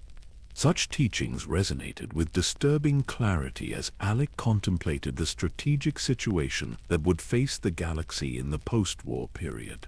The Republic's victory had been achieved through methods that set dangerous precedents about acceptable responses to future threats. Other potential enemies would study the Malak engagement carefully, developing countermeasures and alternative strategies that could neutralize similar weapons before they could be deployed. The next conflict might require even more extreme measures, creating a cycle of escalation that could ultimately destroy the very civilization they had fought to preserve. Revan's analysis of the captured Mandalorian intelligence had revealed disturbing patterns that extended far beyond the immediate threat of Neo-Crusader conquest. References to unknown regions and ancient enemies had proven to be more than psychological warfare or religious fanaticism, pointing instead toward genuine threats that made the recent war seem like a minor skirmish by comparison. The Mandalorians themselves had been operating under the guidance of forces whose true nature remained hidden, but whose influence extended across vast reaches of space and time. "We have won a battle while remaining ignorant of the larger war," Revan explained during one of their private strategy sessions, his voice carrying the weight of knowledge that could not be shared with subordinates who lacked the clearance to access the most sensitive intelligence. "The evidence suggests that our recent conflict was designed to test Republic capabilities and resolve, to gather information about our military potential and political cohesion that will be used to plan future operations. Our victory may have satisfied immediate objectives while serving our enemies' longer-term purposes." The implications were staggering, but also liberating in their way. If the galaxy faced threats that dwarfed conventional understanding, then conventional responses would prove inadequate regardless of their moral acceptability. The methods that had ended the Mandalorian wars might represent not tragic necessities, but preliminary steps toward developing the capabilities required to defend against enemies whose power and patience exceeded anything in recorded history. The ancient Sith had faced similar challenges and emerged victorious through their willingness to embrace techniques that more scrupulous civilizations had rejected as unthinkable. Alek began spending increasing amounts of time in the Academy's deepest archives, studying texts that had been sealed for millennia by scholars who understood their dangerous potential. The knowledge contained in these vaults went far beyond simple force techniques, encompassing sciences and technologies that could reshape entire star systems according to their wielders' desires. Bioengineering that could enhance organic beings beyond the limitations of natural evolution, nanotechnology that could reconstruct matter at the molecular level, energy manipulation techniques that made current weapons seem primitive by comparison. But perhaps most valuable were the strategic frameworks that the ancient Sith had developed for managing galactic-scale conflicts over extended periods. These were not the crude dominance hierarchies that contemporary analysts associated with dark side philosophy, but sophisticated systems of governance that balanced individual autonomy with collective security, personal ambition with social stability. The Sith Empire had endured for millennia precisely because its founders had understood that effective leadership required both the vision to conceive of better alternatives and the will to implement them regardless of immediate opposition. The psychological transformation that accompanied this intellectual awakening felt less like corruption than like the removal of artificial constraints that had prevented him from achieving his true potential. The emotional restrictions that Jedi training had imposed now seemed designed not to preserve moral purity, but to maintain institutional control, to ensure that individual Jedi remained dependent on council guidance rather than developing the independent judgment that effective leadership required. The anger and passion that his teachers had warned against revealed themselves as sources of strength and clarity when properly channeled toward constructive purposes. Even his physical capabilities seemed enhanced by his new understanding, as if the Force itself was responding to his willingness to embrace its full spectrum, rather than limiting himself to the narrow band of energies that contemporary Jedi deemed acceptable. His lightsaber techniques became more fluid and deadly, incorporating elements from ancient forms that prioritized effectiveness over aesthetic appeal. His tactical instincts sharpened to the point where he could anticipate enemy actions with uncanny precision, as if he were reading their intentions directly from the currents of the Force. The other revanchist Jedi, who had participated in the Malak campaign, showed similar changes, though most seemed less comfortable with the implications of their transformation than Alek found himself becoming. They spoke in worried tones about the corruption of their original ideals, about the distance they had traveled from the peaceful teachings of the temple. But their concerns struck him as increasingly irrelevant when measured against the magnitude of the challenges that lay ahead, the cosmic-scale threats that would require leaders capable of making decisions that lesser beings would find incomprehensible. Intercepted communications from the unknown regions continued to arrive with disturbing frequency, encrypted transmissions that spoke of timetables and preparations that suggested the recent war had been merely the opening phase of a much larger campaign. The true enemy remained hidden beyond the galactic rim, but their influence could be detected in events throughout Republic space, subtle manipulations that demonstrated both patience and planning on scales that dwarfed conventional strategic thinking. Conventional political and military institutions would prove inadequate to address such threats, requiring new approaches that transcended traditional limitations. The realization that his transformation was not an unfortunate side effect of necessary violence, but a deliberate preparation for challenges yet to come, brought a sense of purpose that had been missing since the war's end. The ancient Sith had undergone similar evolution when faced with comparable threats, emerging stronger and more capable through their willingness to embrace techniques that lesser civilizations had rejected as morally unacceptable. The path forward lay not in returning to the comforting limitations of peacetime morality, but in continuing the process of development that had begun on the battlefields of the Mandalorian Wars. Standing in the ruins of civilizations that had once ruled the galaxy through their superior understanding of power and its applications, Alek felt the weight of destiny settling upon his shoulders like a mantle of authority that had been waiting for someone worthy to claim it. The choices that lay ahead would determine not just his own fate, but the trajectory of galactic civilization for generations to come, and he found himself eager to discover what heights could be achieved by those willing to pay the price that greatness demanded. The intelligence breakthrough came not through dramatic confrontation or battlefield discovery, but through the patient work of Republic cryptographers who had spent months analyzing fragments of encrypted communications intercepted during the final phases of the war.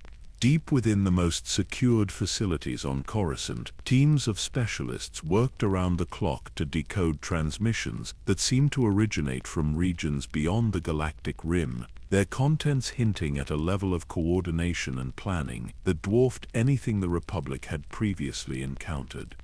When the decoded messages finally yielded their secrets, the revelations struck the intelligence community with the force of a supernova. The Mandalorian invasion had indeed been orchestrated by external forces, but not the rogue Republic elements or corporate conspiracies that earlier analysis had suggested. Instead, the evidence pointed towards something far more disturbing and historically significant, an empire that had been planning this operation for centuries while remaining completely hidden from Republic sensors and intelligence networks. Alek reviewed the decoded transcripts with growing amazement and dread, each document revealing another layer of sophistication in an operation that made the most complex Republic military campaigns seem primitive by comparison.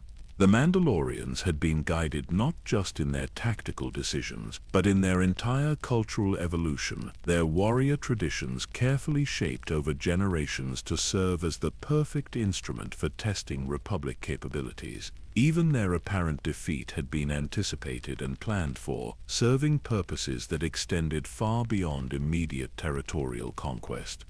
The references to the true Sith Empire carried implications that challenged fundamental assumptions about galactic history and the nature of the threats facing the Republic.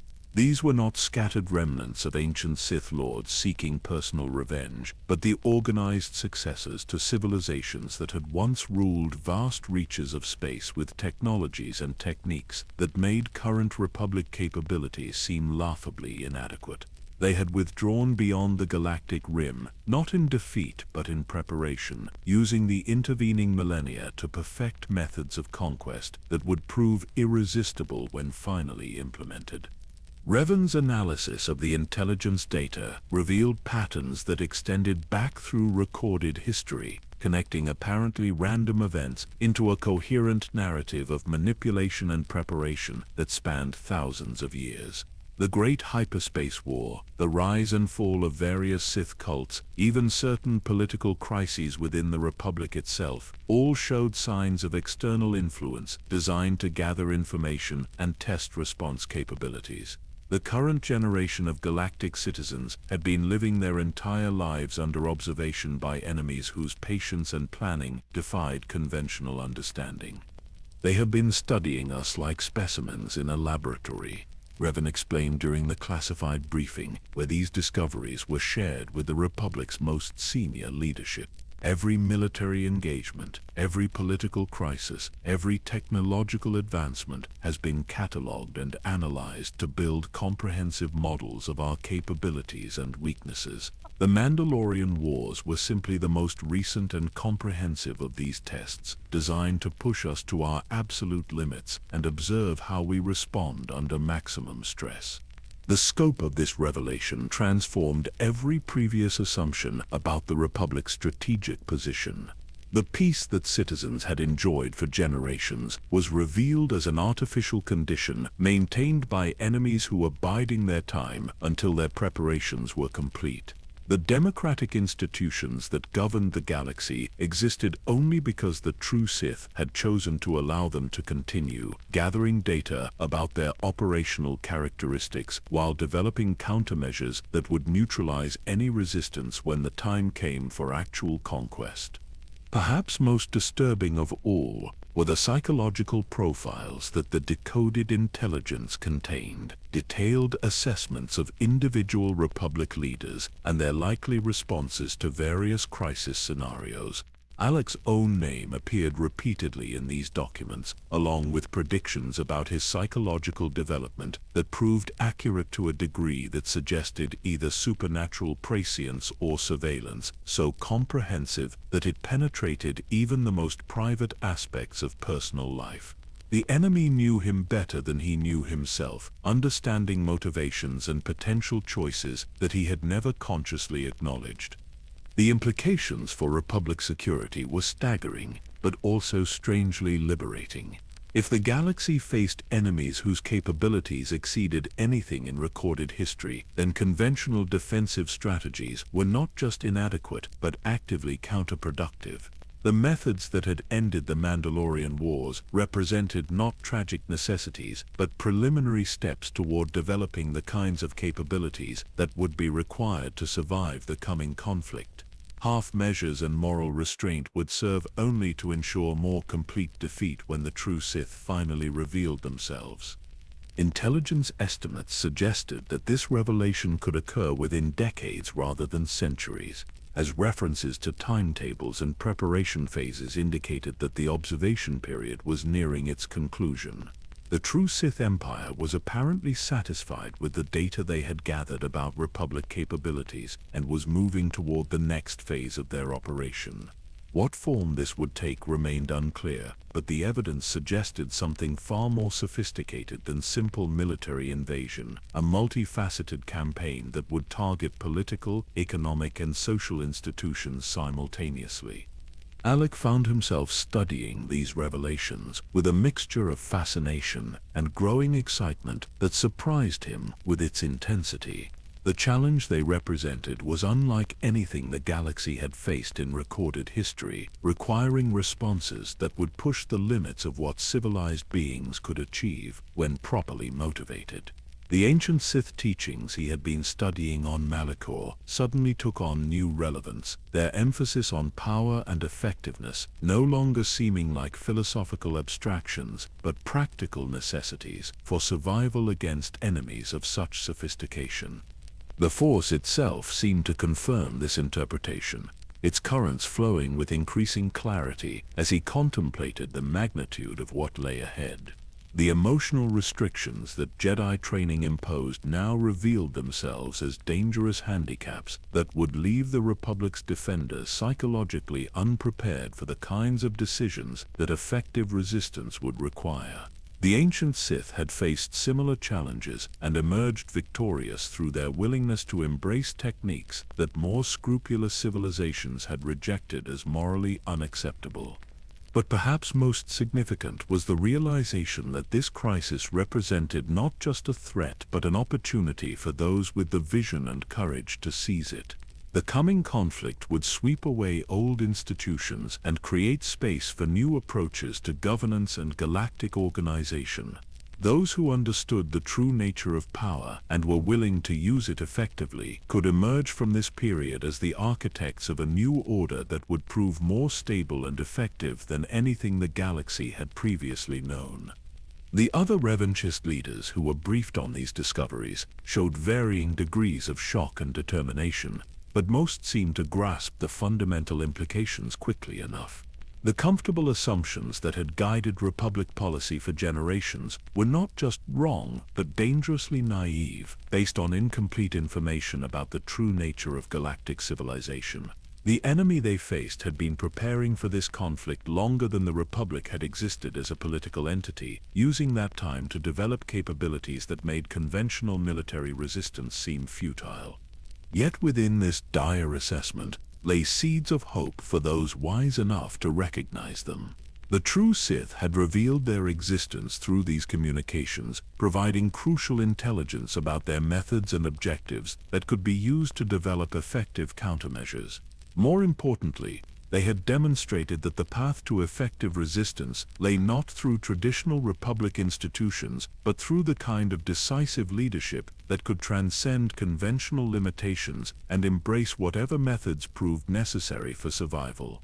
Standing in the intelligence center, surrounded by evidence of his enemy's sophistication and patience, Alek felt a profound shift in his understanding of his own role in galactic events. He was not simply a military commander charged with defending existing institutions, but a potential architect of whatever civilization would emerge from the coming crisis. The choices he made in the months ahead would determine not just his own fate, but the trajectory of galactic development for generations to come. The ancient Sith had faced comparable challenges and emerged stronger through their willingness to embrace the full spectrum of power that the Force offered. The path forward lay not in futile attempts to preserve a republic that had already been thoroughly infiltrated and studied by its enemies, but in learning from those who had successfully defended against threats of similar magnitude. The transformation that had begun on the battlefields of the Mandalorian Wars was revealed as preparation for challenges that would require every advantage that knowledge and determination could provide. The true Sith Empire believed they had spent centuries preparing for an easy conquest of a weak and divided republic. But they had not anticipated that their own surveillance would eventually be detected, or that their carefully laid plans would serve to educate potential opponents about the true nature of effective governance. The student was about to become the teacher, and the galaxy would discover whether patience and preparation could triumph over raw power and ancient hatred. In the depths of his consciousness, Alek felt something that had been dormant since childhood beginning to stir, a hunger for challenges worthy of his abilities, and the kind of decisive action that could reshape reality according to superior vision. The coming confrontation would test everything he had learned about power and its applications, but for the first time since the war began, he felt genuinely eager to discover what heights could be achieved by those willing to pay whatever price greatness demanded. The months following the intelligence revelations brought a fundamental transformation in how the Republic's leadership understood their position within galactic civilization. Research teams working in the deepest archives of Coruscant began uncovering historical patterns that had been hidden in plain sight for millennia, connections between seemingly random events that revealed the true Sith Empire's influence, extending back through every major galactic crisis in recorded history. The scope of this manipulation was so vast and patient that conventional strategic thinking proved inadequate to comprehend its full implications.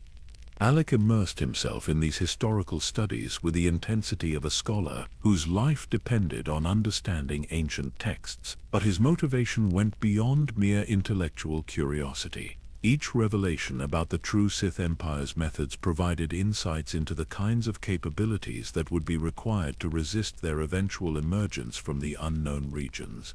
The enemy had spent centuries studying the Republic's weaknesses while developing countermeasures for its strengths, but that same intelligence could be turned against them by those wise enough to learn from their example. The pattern that emerged from detailed analysis was both elegant and terrifying in its sophistication. The true Sith had not simply withdrawn beyond the galactic rim after their ancient defeats, but had used their exile to perfect techniques of indirect control that made traditional conquest unnecessary. Rather than ruling through obvious dominance, they had learned to guide galactic development from the shadows, shaping events so subtly that their influence remained undetectable until careful analysis revealed the underlying design. The Great Hyperspace War had not ended with Sith defeat, but with strategic withdrawal that allowed them to study Republic capabilities while avoiding the kind of direct confrontation that might have revealed their true strength. The various Sith cults that had emerged over the following centuries were not independent movements, but controlled experiments designed to test different approaches to force manipulation and political organization. Even the Jedi Order's evolution had been influenced by carefully planted ideas and subtle manipulations that shaped their development in ways that would ultimately serve Sith purposes. Revan's analysis of these patterns revealed connections that challenged fundamental assumptions about the nature of galactic civilization itself. "We have been living in a laboratory," he explained during one of their private research sessions, his voice carrying the weight of revelations that could shatter the psychological foundations of anyone unprepared for such knowledge. "Every institution we consider sacred, every tradition we hold dear, every philosophical principle we use to guide our decisions has been shaped by external forces whose ultimate objectives remain hidden from us." The implications extended beyond mere political manipulation to encompass the very structure of galactic society. Trade routes had been established along paths that served Sith strategic objectives. Technological development had been guided toward applications that would prove useful for their eventual plans. Even cultural evolution had been influenced to create populations with characteristics that would facilitate control once direct rule was imposed. The Republic that citizens believed they were defending had never truly existed as an independent entity, but was instead a carefully maintained facade that concealed the reality of external control. But perhaps most disturbing were the revelations about the Force itself and its relationship to galactic events. The true Sith Empire had apparently developed techniques for manipulating the cosmic energy field on scales that dwarfed anything in contemporary understanding, using it to influence not just individual minds, but entire civilizations over extended periods.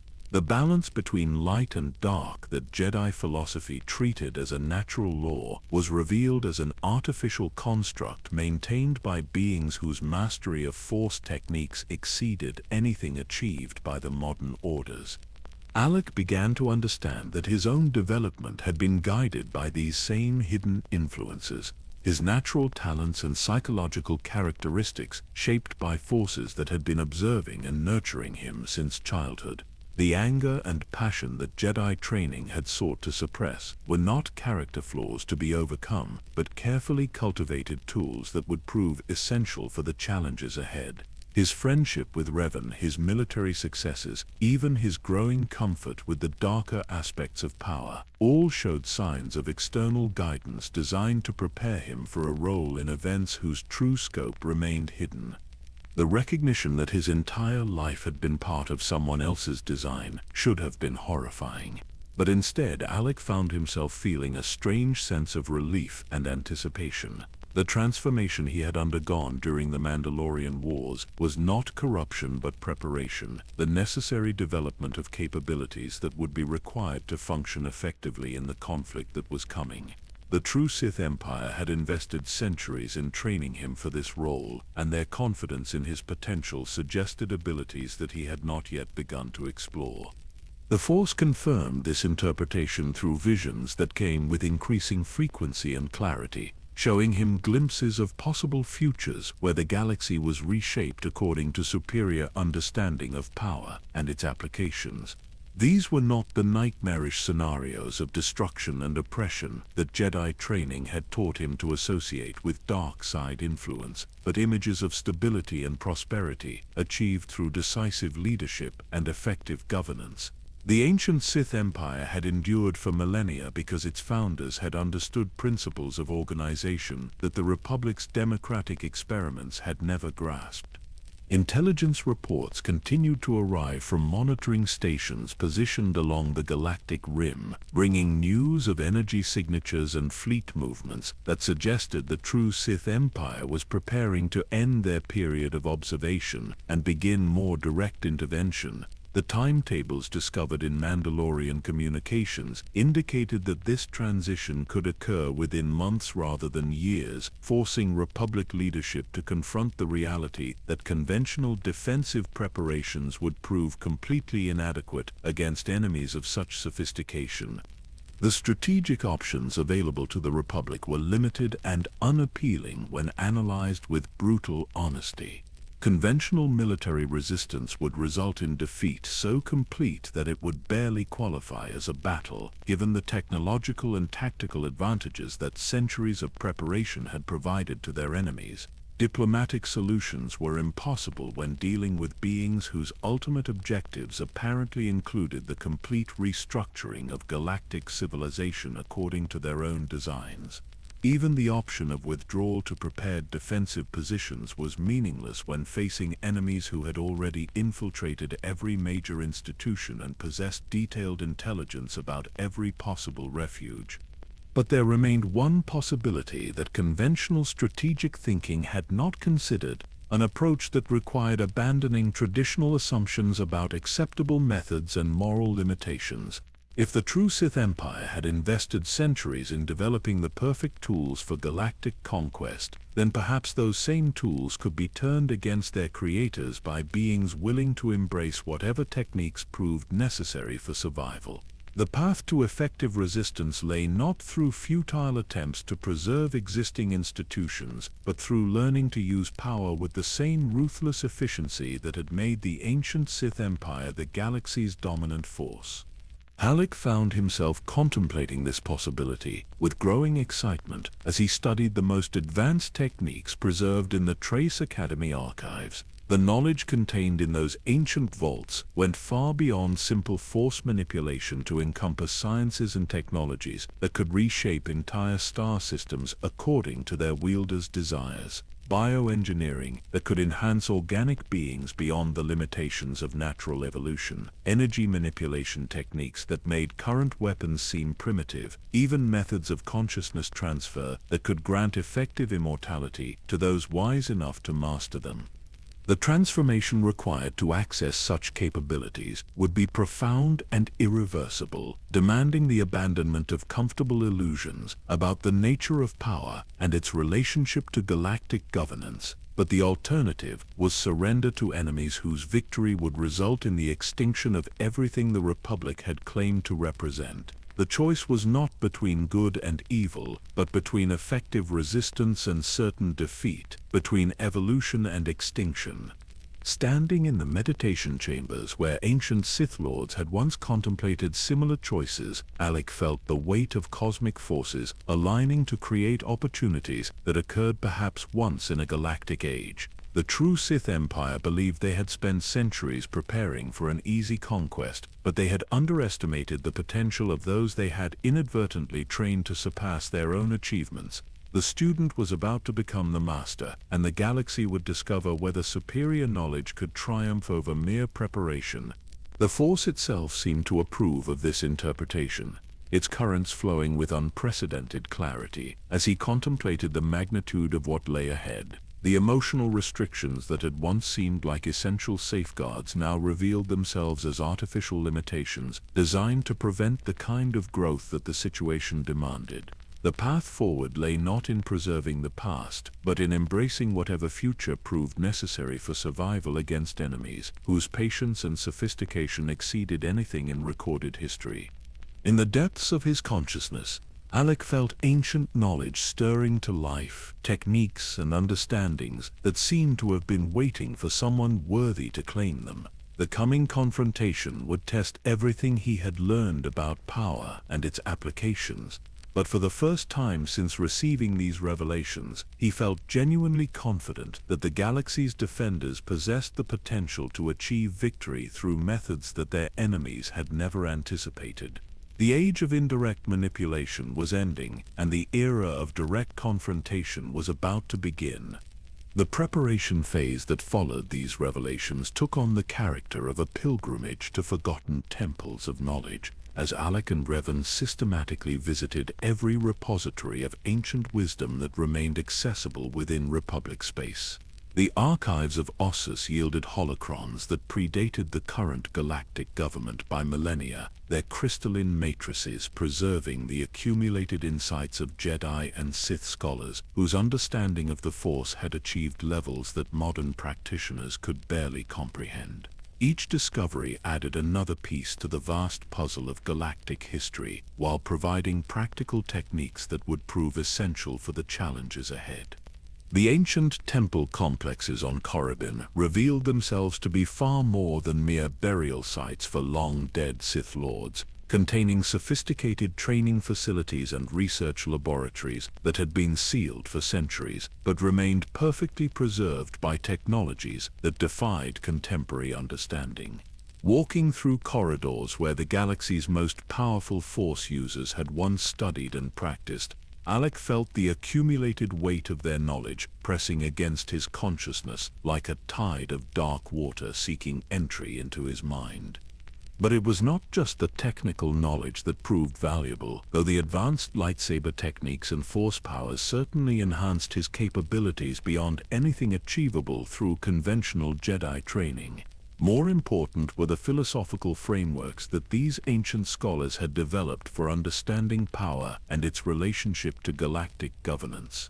Their analyses of political systems, economic structures, and social engineering demonstrated intellectual achievements that made contemporary scholarship seem primitive by comparison.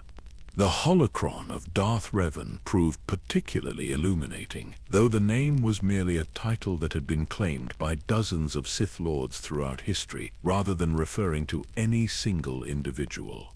The being who had recorded this particular device spoke of cycles within cycles, patterns of galactic development that repeated themselves over periods measured in geological rather than historical time. According to this analysis, the current crisis was not an unprecedented threat, but merely the latest iteration of a cosmic process that had been ongoing since the formation of the galaxy itself.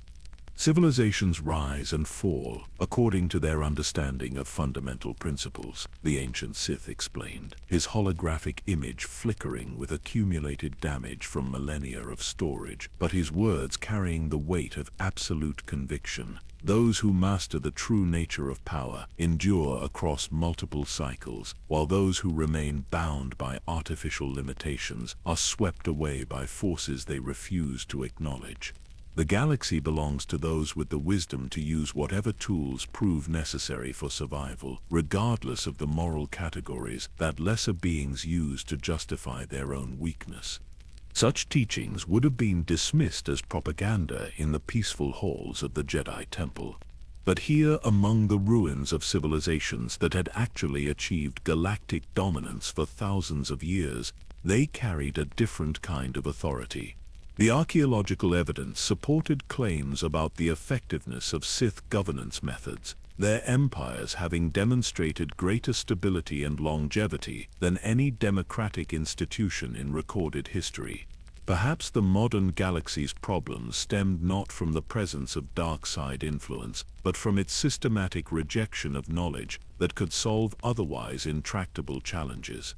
Revan's own transformation during this period paralleled Alek's, but proceeded along slightly different lines, his analytical mind focusing on the strategic implications of ancient Sith military doctrine, while Alek found himself drawn more toward the practical applications of advanced force techniques. Their complementary approaches to the accumulated knowledge created a synergy that amplified both their individual capabilities and their effectiveness as a team, each discovery building upon previous insights to create an understanding that transcended what either could have achieved alone. The most profound revelations came not from any single source, but from the patterns that emerged when all available information was synthesized into a coherent framework for understanding galactic civilization. The true Sith Empire had not withdrawn beyond the galactic rim in defeat, but had used their apparent exile to perfect techniques of governance that made traditional conquest unnecessary. Their eventual return would not take the form of simple military invasion, but would represent the culmination of a patient campaign to reshape galactic society according to principles that would make resistance psychologically impossible. But this same analysis revealed vulnerabilities in the Sith approach that could be exploited by those with sufficient knowledge and determination. The true Sith Empire's greatest strength lay in their ability to remain hidden while manipulating events from the shadows, but once their existence was known and their methods understood, their techniques could be turned against them by opponents who possessed comparable capabilities. The path to victory lay not through futile attempts to preserve existing institutions, but through surpassing the Sith in their own areas of expertise. The Force itself seemed to confirm this interpretation through experiences that transcended ordinary meditation, visions that showed possible futures where the galaxy was reshaped according to superior understanding of cosmic principles. These glimpses revealed not the nightmarish scenarios of oppression and destruction that Jedi training associated with dark side influence, but images of stability and prosperity achieved through decisive leadership and effective governance. The emotional categories that contemporary philosophy used to evaluate such visions seemed increasingly irrelevant when measured against their practical results.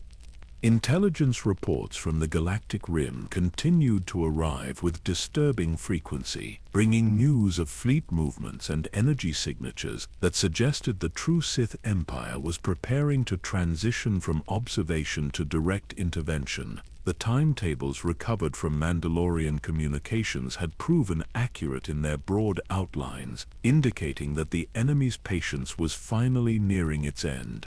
Whatever preparations the Republic intended to make would need to be completed within months rather than years. The strategic situation facing galactic civilization was unprecedented in its complexity and scope, requiring responses that transcended every conventional approach to military planning and political organization.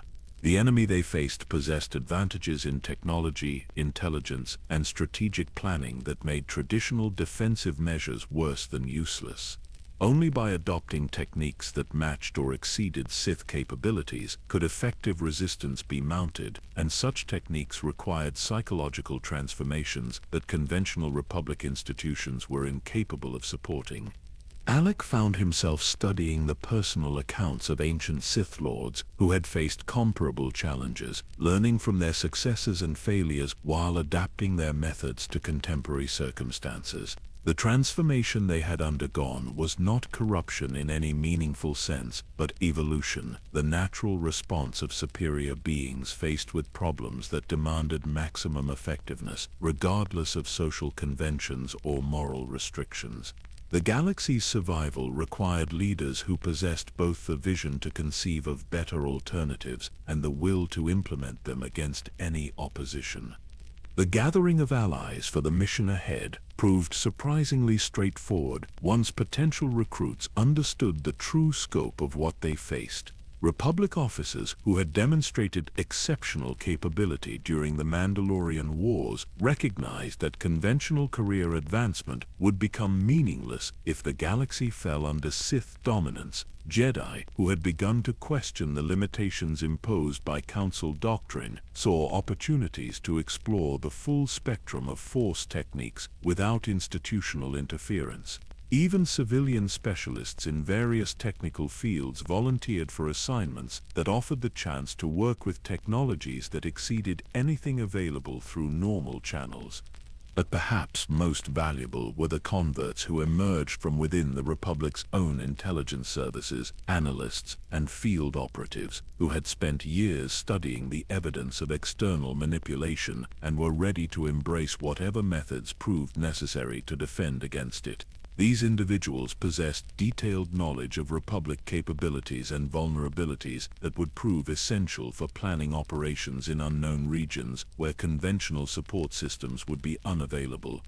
The fleet that finally assembled for the expedition beyond the galactic rim represented the culmination of months of careful preparation and recruitment, its ships equipped with the most advanced technologies available, while its crews consisted of beings who understood that they were embarking on a mission that would fundamentally change them regardless of its outcome.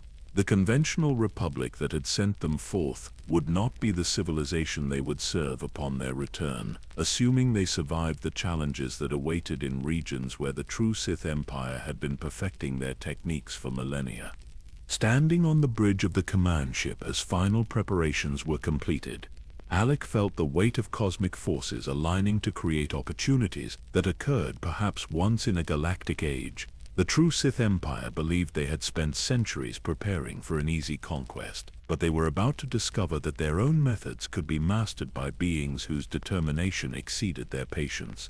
The student was about to confront the teacher, and the galaxy would learn whether knowledge could triumph over mere preparation when wielded by those willing to pay whatever price victory demanded.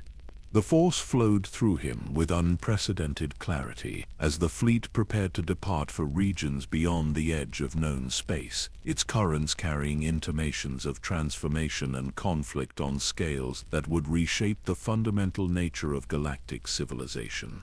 The journey ahead would test every lesson learned from ancient sources, while demanding innovations that surpassed anything achieved by previous generations. But for the first time since discovering the true scope of the threat they faced, Alek felt genuinely confident that the galaxy's defenders possessed the potential to achieve victory through methods that their enemies had never anticipated.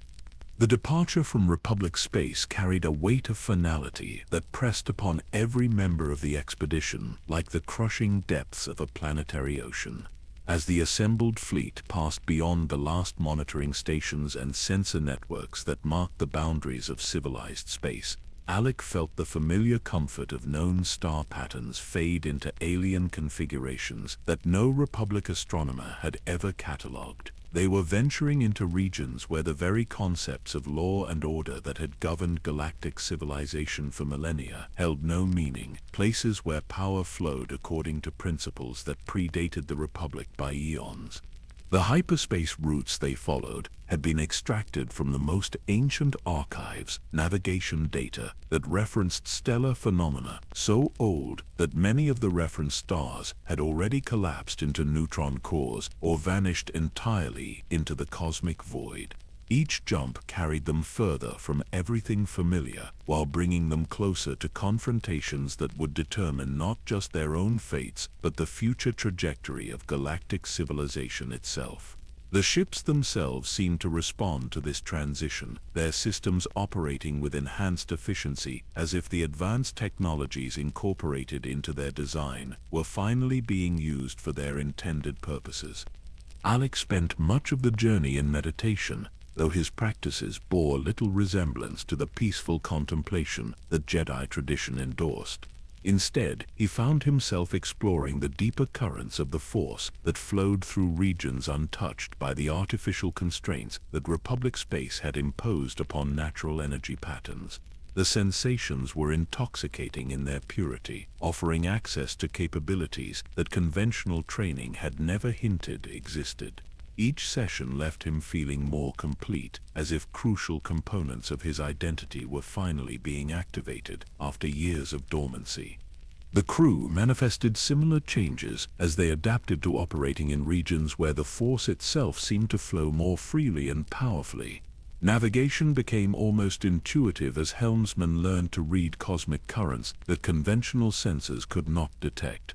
Engineering teams discovered that their equipment responded to mental direction as readily as manual controls when properly attuned to local energy patterns.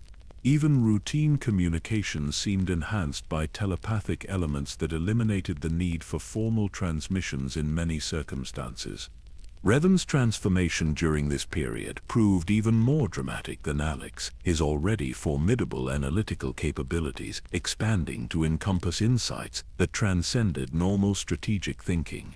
The intelligence reports they had studied before departure now revealed additional layers of meaning that had been invisible while constrained by Republic Space's limiting influences. The true Sith Empire's methods became clearer with each passing day, their sophisticated approach to galactic manipulation appearing less mysterious and more like techniques that could be understood and ultimately surpassed by those willing to embrace their implications.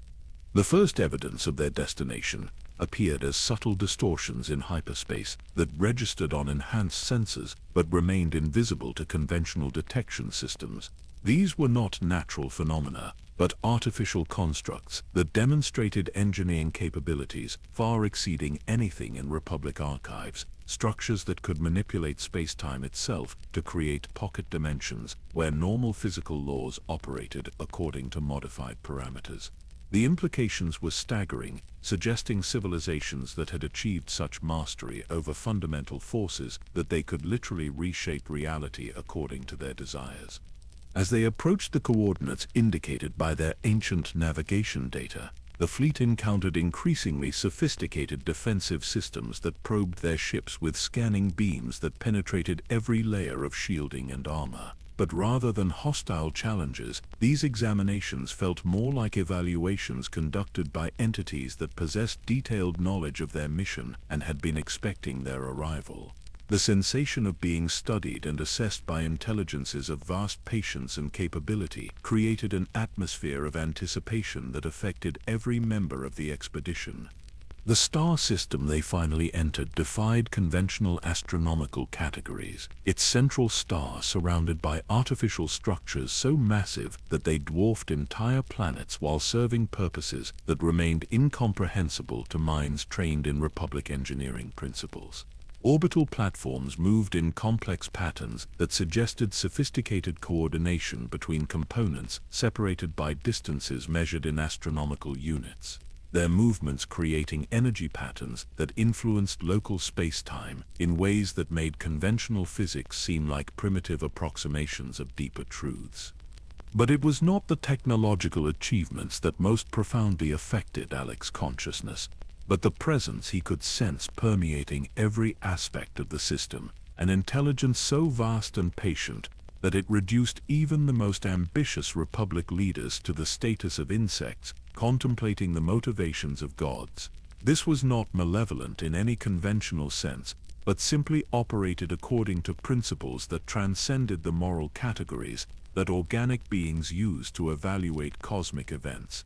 The recognition of such transcendent capability was both humbling and inspiring, offering glimpses of what could be achieved by those willing to evolve beyond current limitations. The communication that eventually established contact between the expedition and their hosts came not through conventional transmission methods, but as direct insertion of information into their consciousness, concepts and knowledge transferred with a completeness that made verbal language seem crude and inefficient by comparison. The beings they had come to confront were indeed the successors to the ancient Sith Empire, but their development during the millennia of exile had transformed them into something that exceeded their predecessors' achievements by orders of magnitude. Their message carried both welcome and warning, acknowledgement that the expedition's arrival had been anticipated and prepared for, while making clear that the knowledge they sought came with costs that could not be calculated until payment was demanded. The transformation required to function effectively at their level of capability would fundamentally alter every aspect of identity and purpose, creating beings who shared little beyond basic physiology with their previous selves. The choice to proceed was theirs, but once made it could never be reversed. Alek felt no hesitation as he contemplated this ultimatum, recognizing that the alternative to transformation was surrender to forces that would reshape galactic civilization according to designs that offered no role for Republic values or democratic institutions. The techniques required to resist such overwhelming superiority were available only to those willing to evolve beyond conventional limitations, to embrace methods that previous generations had rejected as morally unacceptable. The galaxy's survival depended on leaders who possessed both the vision to conceive of necessary changes and the will to implement them regardless of personal cost. The Force confirmed this interpretation through visions that showed possible futures where transformed defenders wielded power sufficient to protect everything worth preserving, while eliminating threats that conventional methods could never address. These glimpses revealed not corruption but evolution, the natural response of superior beings faced with challenges that demanded maximum effectiveness regardless of social conventions or moral restrictions. The emotional categories that contemporary philosophy used to evaluate such transformations seemed increasingly irrelevant when measured against their practical necessity. Standing on the bridge of his command ship as it approached orbital platforms whose purpose remained mysterious but whose power was unmistakable, Alek reflected on the journey that had brought him to this moment of ultimate choice. The young Jedi who had once debated philosophical nuances in temple meditation chambers seemed like a different person entirely, his naive certainties about good and evil replaced by mature understanding of power and its applications. The transformation had been gradual but inexorable, each challenge revealing additional capabilities while preparing him for responsibilities that exceeded anything his original training had envisioned. The other members of the expedition showed similar readiness for whatever lay ahead, their own development during the journey having prepared them for transitions that would have been unthinkable when they first departed Republic space.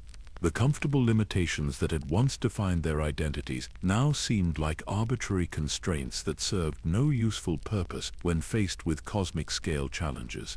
The beings they were about to become would possess capabilities that their former selves could never have imagined, but such evolution was the price of survival in a universe where transcendent power was the only meaningful currency.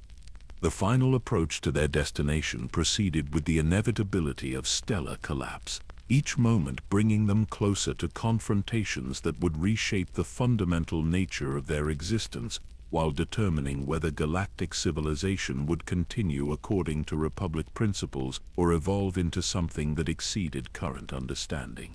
The true Sith Empire awaited their arrival with patience born of millennia, ready to complete the education that had begun with their first exposure to ancient knowledge and would culminate in transformation beyond recognition. The galaxy's future hung in the balance, and the scales would soon tip toward whatever philosophy proved most effective when wielded by beings willing to pay any price for ultimate victory. The chamber where they finally met their host defied every conventional understanding of architecture and physics, its walls shifting between dimensions in patterns that suggested space itself was being manipulated according to principles that made traditional engineering seem primitive by comparison.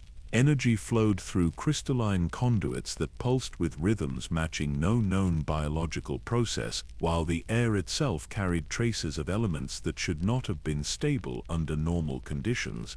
This was not merely a meeting place but a demonstration of capabilities that transcended everything the Republic's greatest scientists had ever imagined possible.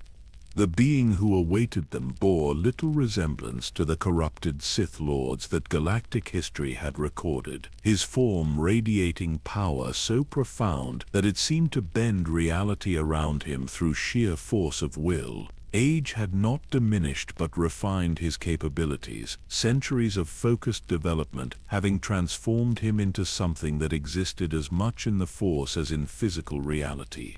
When he spoke, his words carried weight that bypassed conventional hearing to resonate directly within their consciousness, each syllable precisely calibrated to convey meanings that normal language could never encompass.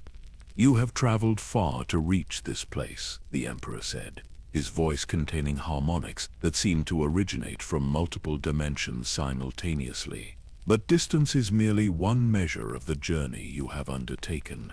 The transformation that brought you here began long before you departed Republic space, rooted in choices made before your birth, by beings whose vision encompassed timescales that mortal minds struggle to comprehend. You are the culmination of centuries of careful preparation, shaped and guided to serve purposes that your limited perspective has only begun to grasp." Alek felt the truth of these words resonating through every fiber of his being, confirming suspicions that had been growing since his first exposure to ancient Sith teachings. His entire life had been orchestrated by intelligences whose patience and planning exceeded anything achievable through conventional strategic thinking. The friendship with Revan, the military successes during the Mandalorian Wars, even his growing comfort with darker aspects of power, all had been carefully cultivated to prepare him for this moment of ultimate revelation and choice. The chamber itself seemed to respond to the Emperor's presence, its crystalline formations pulsing with increased intensity as he continued his explanation of the forces that had shaped galactic development for millennia. Holographic displays materialized from thin air, showing star charts that revealed the true scope of Sith influence across regions that Republic astronomers had never successfully mapped. Trade routes, political alliances, even technological development had been guided according to designs that encompassed multiple civilizations across vast reaches of space and time. "The Republic believes itself to be the galaxy's dominant civilization," the Emperor observed, his tone carrying amusement at such provincial assumptions. "But it exists only because we have chosen to allow its continued operation while gathering data about its capabilities and limitations. Every institution you consider sacred, every tradition you hold dear, every philosophical principle you use to guide your decisions has been shaped by our influence in ways so subtle that detection required capabilities your people do not possess." The scope of this manipulation was staggering, but also strangely liberating, removing the burden of responsibility for choices that had already been predetermined by forces beyond any individual's capacity to resist. Alek found himself feeling not horror at this revelation, but relief that the transformation he had undergone was part of a larger design rather than personal corruption. The techniques he had learned, the capabilities he had developed, the psychological changes he had experienced, all were necessary preparations for roles that required transcending conventional limitations. Revan's reaction proved even more immediate and complete, his analytical mind instantly grasping the implications of what they were being shown, while recognizing the opportunities that such knowledge created.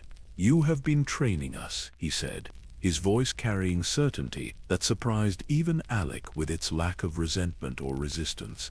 "The entire sequence of events from the Mandalorian Wars to our arrival here has been designed to prepare us for specific purposes within your larger design.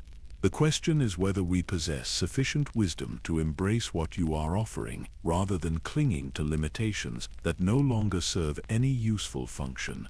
The Emperor's approval of this response was palpable, his satisfaction radiating through the Force like warmth from a stellar core.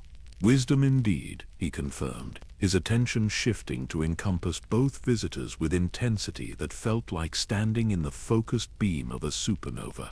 "The galaxy faces challenges that your Republic's democratic institutions are fundamentally incapable of addressing. Threats that require responses transcending every moral category that civilized beings use to justify their own weakness. You have been prepared to serve as instruments of necessary change, to implement solutions that lesser minds would reject as unthinkable." The specific nature of these threats remained deliberately vague, but the implication was clear that conventional approaches to galactic governance would prove inadequate when faced with cosmic-scale challenges. The Emperor spoke of cycles within cycles, patterns of development and collapse that had repeated themselves throughout recorded history, while hinting at external forces that viewed the current galaxy as merely raw material for purposes that operated according to timescales measured in geological rather than historical periods. But perhaps most disturbing was the revelation that the transformation process they were about to undergo was not unique to their situation, but had been repeated countless times throughout galactic history.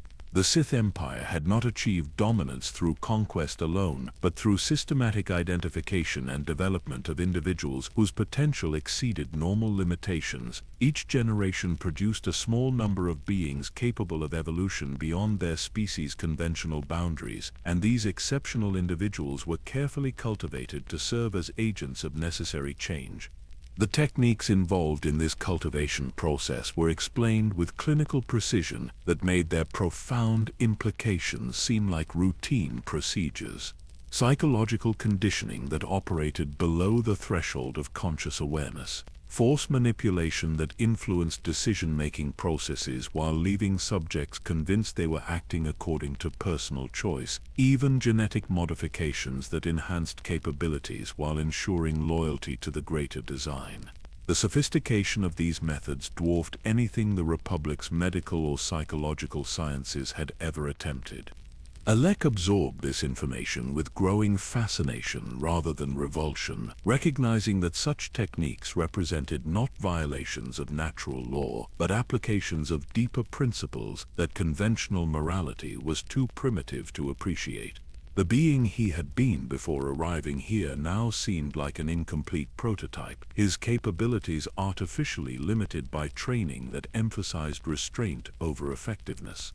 The transformation being offered would not corrupt his essential nature, but would finally allow it to achieve its true potential. The Force itself seemed to confirm this interpretation, its currents flowing with unprecedented clarity as he contemplated the magnitude of what was being revealed. The emotional restrictions that Jedi training had imposed now appeared as deliberate handicaps designed to prevent the kind of growth that effective leadership required. The ancient Sith had understood that true power came not from suppressing natural instincts, but from channeling them toward constructive purposes that transcended individual limitations. The final phase of their orientation involved direct exposure to knowledge that could not be transmitted through conventional means, information that required fundamental alterations to neural structure before it could be properly integrated. The process felt like drowning in an ocean of liquid starlight, each wave bringing revelations that shattered previous assumptions while building new frameworks for understanding reality according to principles that exceeded conventional comprehension.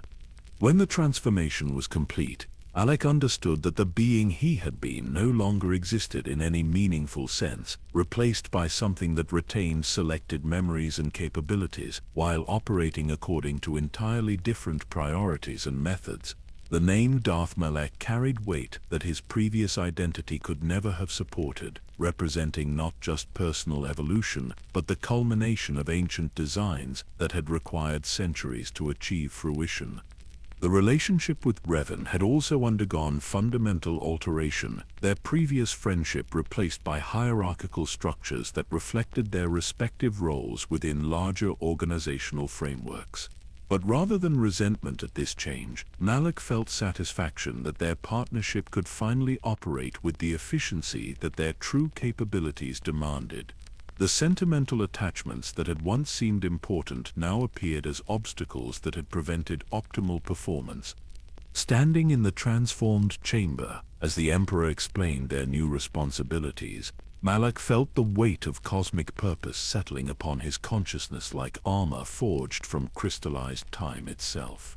The galaxy awaited their return, unaware that its supposed defenders had evolved into something that would reshape civilization according to principles that transcended every limitation that democratic institutions had imposed upon effective governance. The Republic that had sent them forth would not recognize the beings who would eventually return, but such recognition was irrelevant when measured against the magnitude of what they had become capable of achieving. The ancient Sith had created perfect instruments for implementing necessary change, and the galaxy would soon discover whether its existing institutions possessed sufficient flexibility to survive the evolution that was coming.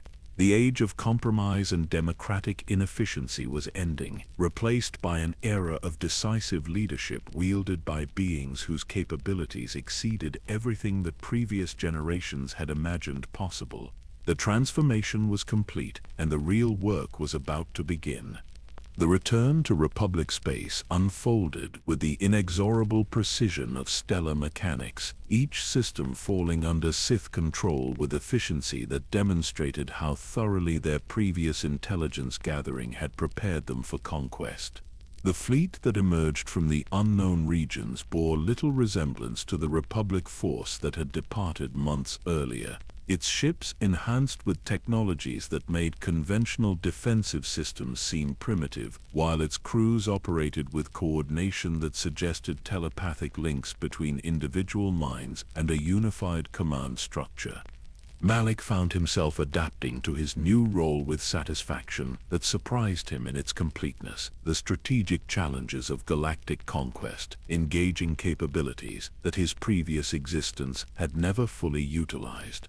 The psychological frameworks that had once constrained his thinking had been replaced by perspectives that encompassed timescales and objectives far exceeding anything the Republic's leadership could comprehend. Each world that submitted to Sith authority brought them closer to implementing reforms that would transform galactic civilization according to principles of efficiency and stability that democratic institutions had proven incapable of achieving. The initial phase of their campaign focused on capturing key infrastructure rather than eliminating opposition, a strategic approach that reflected their ultimate objective of governing rather than simply dominating the galaxy's population. Shipyards were seized intact and immediately retooled to produce vessels incorporating Sith technological improvements, while communication networks were infiltrated to ensure that information flowed according to patterns that supported their operational requirements. The Republic's own systems became instruments of its transformation into something more effective and durable. But perhaps most significant was their systematic search for the ancient star maps that would guide them toward the ultimate weapon they required to consolidate their victories.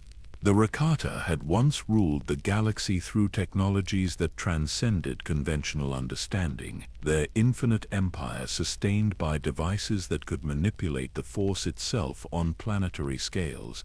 The Starforge represented the pinnacle of their achievements, a space station capable of converting stellar energy directly into matter while producing fleets whose size was limited only by the patience of their operators.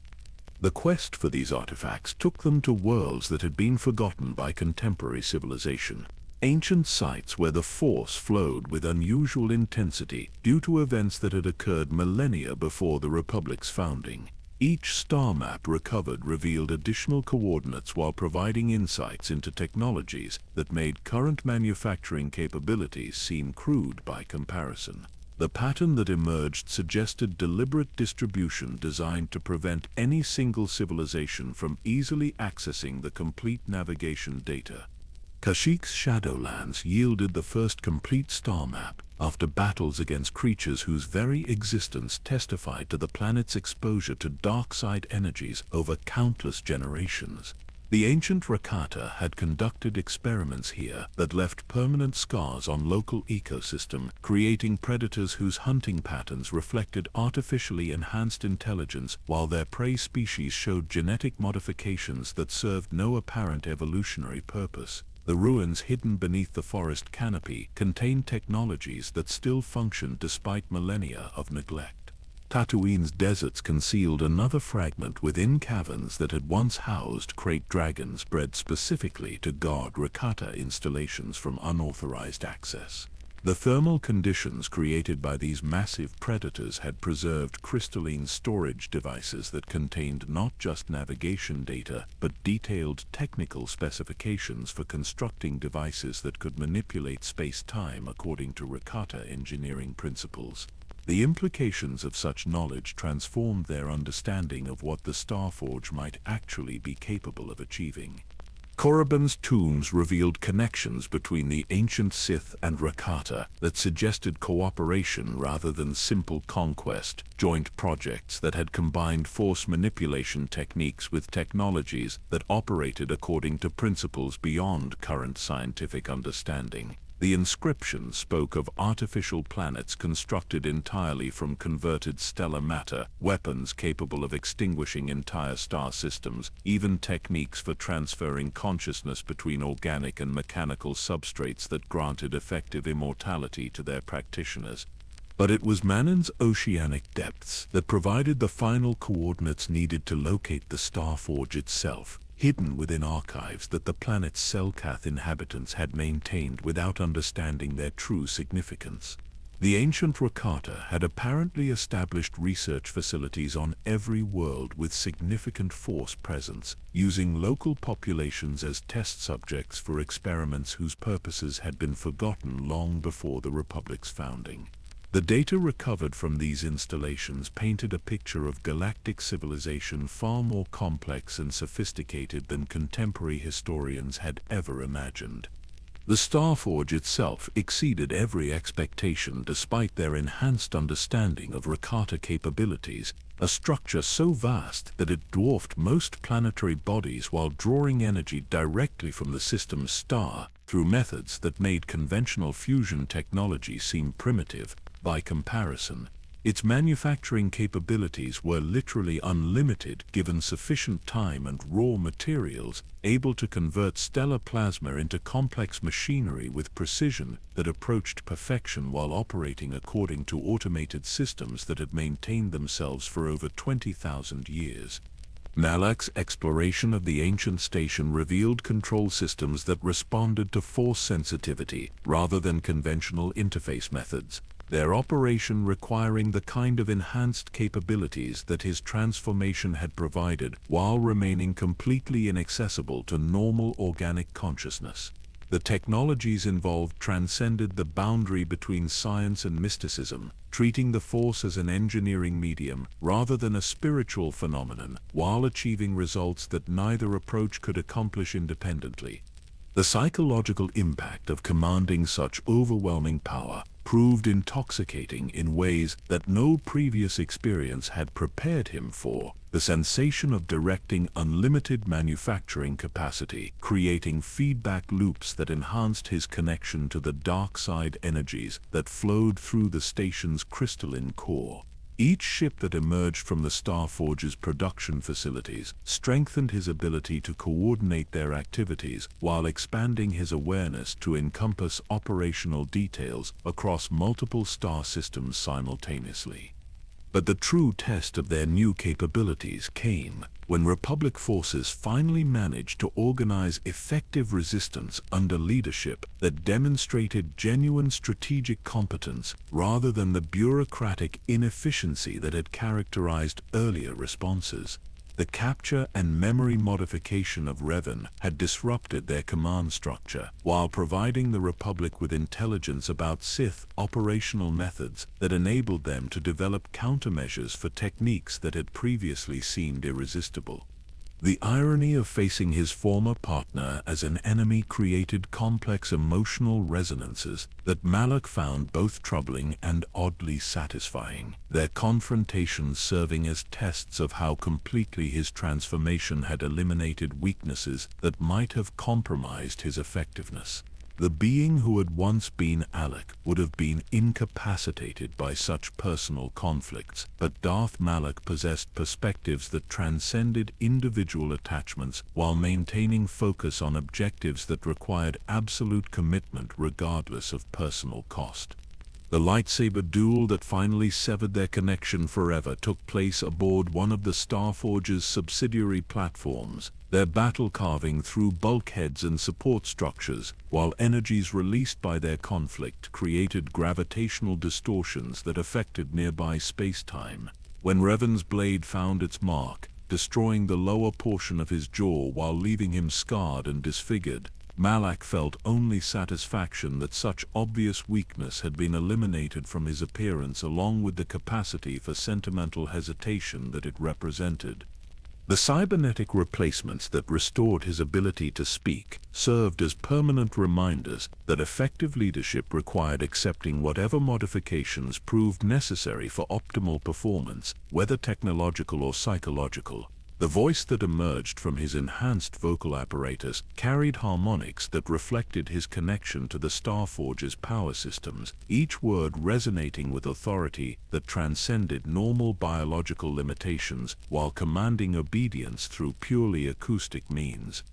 But even as his individual capabilities reached unprecedented levels, strategic analysis revealed problems that unlimited manufacturing capacity could not solve through simple application of overwhelming force.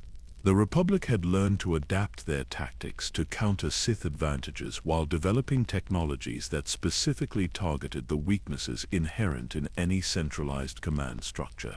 The war had evolved beyond simple conquest into a more complex struggle between organizational philosophies that would determine the galaxy's future development. The final confrontation approached with the inevitability of stellar collapse, forces gathering for battles that would either establish Sith dominance permanently or demonstrate that even transcendent capabilities could be overcome by beings willing to sacrifice everything for principles that exceeded individual survival. Standing in the Starforge's command center surrounded by displays showing fleet movements across dozens of systems, Malak contemplated the magnitude of what he had achieved while recognizing that ultimate victory remained dependent on factors beyond technological superiority or force-enhanced capabilities. The transformation that had brought him to this point was complete and irreversible, but its success would be measured not by personal achievement, but by whether the galaxy emerged from this conflict governed according to principles that could ensure stability across cosmic timescales. The ancient Sith had faced similar challenges and emerged victorious through methods that their successors were now applying with enhanced understanding and superior resources. The outcome would determine whether their patience and preparation had been sufficient to overcome the stubborn inefficiency of democratic institutions and the naive idealism of Jedi philosophy. The final battle aboard the Starforge unfolded with the tragic inevitability of a stellar collapse, two former friends meeting in single combat while the galaxy's fate hung suspended between their lightsaber blades. The ancient station trembled around them as their conflict sent shockwaves through its crystalline core, systems that had operated flawlessly for millennia beginning to fail under the stress of channeling such overwhelming force energies. Each strike carried the weight of choices made long ago in temple meditation chambers, when two young Jedi had believed that friendship could survive any transformation that duty might require. Malak fought with the refined precision that his journey had taught him, every movement calculated to achieve maximum efficiency, while his enhanced capabilities allowed him to anticipate his opponent's techniques with supernatural accuracy. But the being who faced him was no longer the naive Republic hero who had departed for the unknown regions, but something more complex and perhaps more dangerous. A redeemed Sith Lord whose understanding of both light and darkness exceeded anything that conventional training could have provided.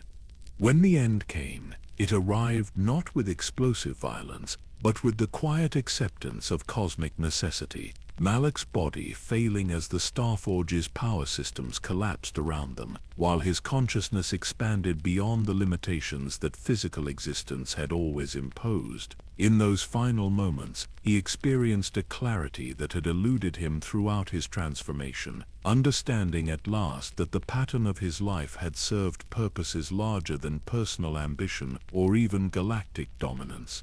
The memories of his childhood on his homeworld returned with startling vividness, images of a young boy whose passionate nature had always burned too brightly for the peaceful philosophies that Jedi training attempted to instill. That same fire had driven him through the Mandalorian wars and into the unknown regions, ultimately consuming everything he had once been while forging something that transcended individual identity. The journey from Alek to Malak had been necessary preparation for this moment of final understanding. As the Starforge tore itself apart in cascading explosions that sent debris streaming across the Lehon system, Malak reflected on the ancient cycles that had shaped galactic history since the dawn of civilization. The Rakata had built their empire through similar applications of overwhelming power, ruling for millennia before internal conflicts brought about their collapse and opened space for younger civilizations to claim dominance. The Sith Empire had repeated this pattern on an even grander scale, their achievements dwarfing everything that had come before while ultimately succumbing to the same forces of entropy that claimed all mortal endeavors. But perhaps that was the point, he realized as his consciousness began to dissolve into the cosmic energies that permeated local space. Individual empires rose and fell according to predictable patterns, but the knowledge they accumulated persisted across multiple cycles, each iteration building upon previous achievements while developing new capabilities that pushed the boundaries of what sentient beings could accomplish. His own transformation had been part of this eternal process, contributing insights and techniques that future generations would use to surpass his own achievements. The Force flowed around him with unprecedented gentleness as his physical form finally failed, its currents carrying him toward whatever transcendence awaited beings who had pushed beyond conventional limitations while serving purposes that exceeded personal understanding. The emotional categories that had once seemed so important dissolved into broader patterns that encompassed all possible experience, revealing the artificial nature of boundaries between light and darkness, order and chaos, creation and destruction.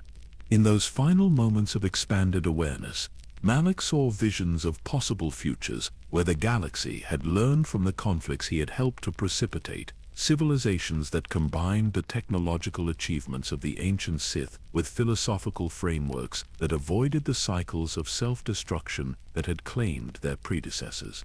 The suffering his choices had caused was not meaningless if it contributed to such evolution, each tragedy serving as a lesson that guided subsequent development toward more stable configurations.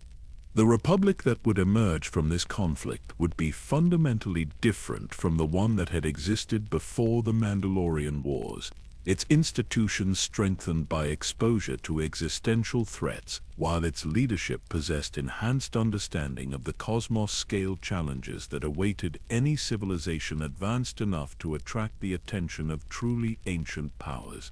The naive assumptions about galactic peace that had characterized the pre-war period were gone forever, replaced by mature recognition that survival required constant vigilance and the willingness to evolve beyond comfortable limitations. But perhaps most importantly, the techniques and knowledge that he and Revan had recovered from the unknown regions would not be lost with their deaths, but would persist within Republic archives, waiting for future generations who might face threats that required such capabilities. The ancient Sith teachings would be studied and understood by beings wise enough to learn from their predecessors' mistakes while applying their insights toward constructive rather than destructive purposes. The Starforge's destruction marked the end of one chapter in galactic history, while opening possibilities for developments that no single mind could anticipate or control. The technologies it had represented were not unique, but merely the most recent application of principles that transcended any individual civilization's understanding, forces that operated according to cosmic laws that remained constant across all possible configurations of matter and energy. As consciousness faded into the eternal dance of light and shadow that governed all existence, Malak felt a profound sense of completion that had eluded him throughout his journey from idealistic Jedi to pragmatic Sith Lord. The pattern of his life had achieved its intended purpose, contributing to evolutionary processes that would continue long after his individual identity had dissolved into the cosmic background from which all forms emerged and to which they eventually returned. The silence that followed the Starforge's destruction was not empty but pregnant with possibilities, space itself seeming to exhale after holding its breath through conflicts that had tested the fundamental assumptions upon which galactic civilization was built. Debris from the ancient station drifted through the Lihan system like scattered seeds that might someday grow into technologies beyond current imagination, their crystalline fragments carrying encoded information that patient archaeologists could eventually decode and apply. The ocean world below reflected starlight with the serene indifference of natural processes that operated according to timescales that made even galactic conflict seem like brief disturbances in an eternal flow of change and renewal. The Rakata who had once ruled from these waters were gone, but their legacy persisted in techniques and technologies that would influence development for millennia to come, each generation building upon previous achievements while discovering new applications for ancient principles. In the vast cosmic perspective that encompassed all possible experience, the story of Darth Malak was neither tragedy nor triumph, but simply one note in an infinite symphony of consciousness, exploring its own potential through countless individual expressions. The young Jedi, who had once debated philosophy in temple halls, and the Sith Lord, who had commanded fleets of unimaginable power, were equally valid expressions of the eternal process by which the universe came to understand itself through the experiences of sentient beings. The Force flowed through everything with the patience of eternity itself, carrying the echoes of choices made and unmade across distances measured in both space and time, connecting all possible outcomes in patterns that transcended individual comprehension while remaining perfectly ordered, according to principles that operated beyond the reach of conscious manipulation. In that endless flow, the distinction between light and darkness revealed itself as merely one way of describing energies that were ultimately neither good nor evil, but simply essential components of the cosmic process that gave meaning to existence itself. And in the gentle silence that surrounds all things, where distant stars continue their ancient dance through space that remembers everything, while judging nothing, the eternal cycle of rising and falling, learning and forgetting, creating and destroying continues its patient work of transformation, each iteration bringing new possibilities while honoring the achievements of those who came before, until consciousness itself transcends every limitation and discovers at last the infinite freedom that was always its true nature.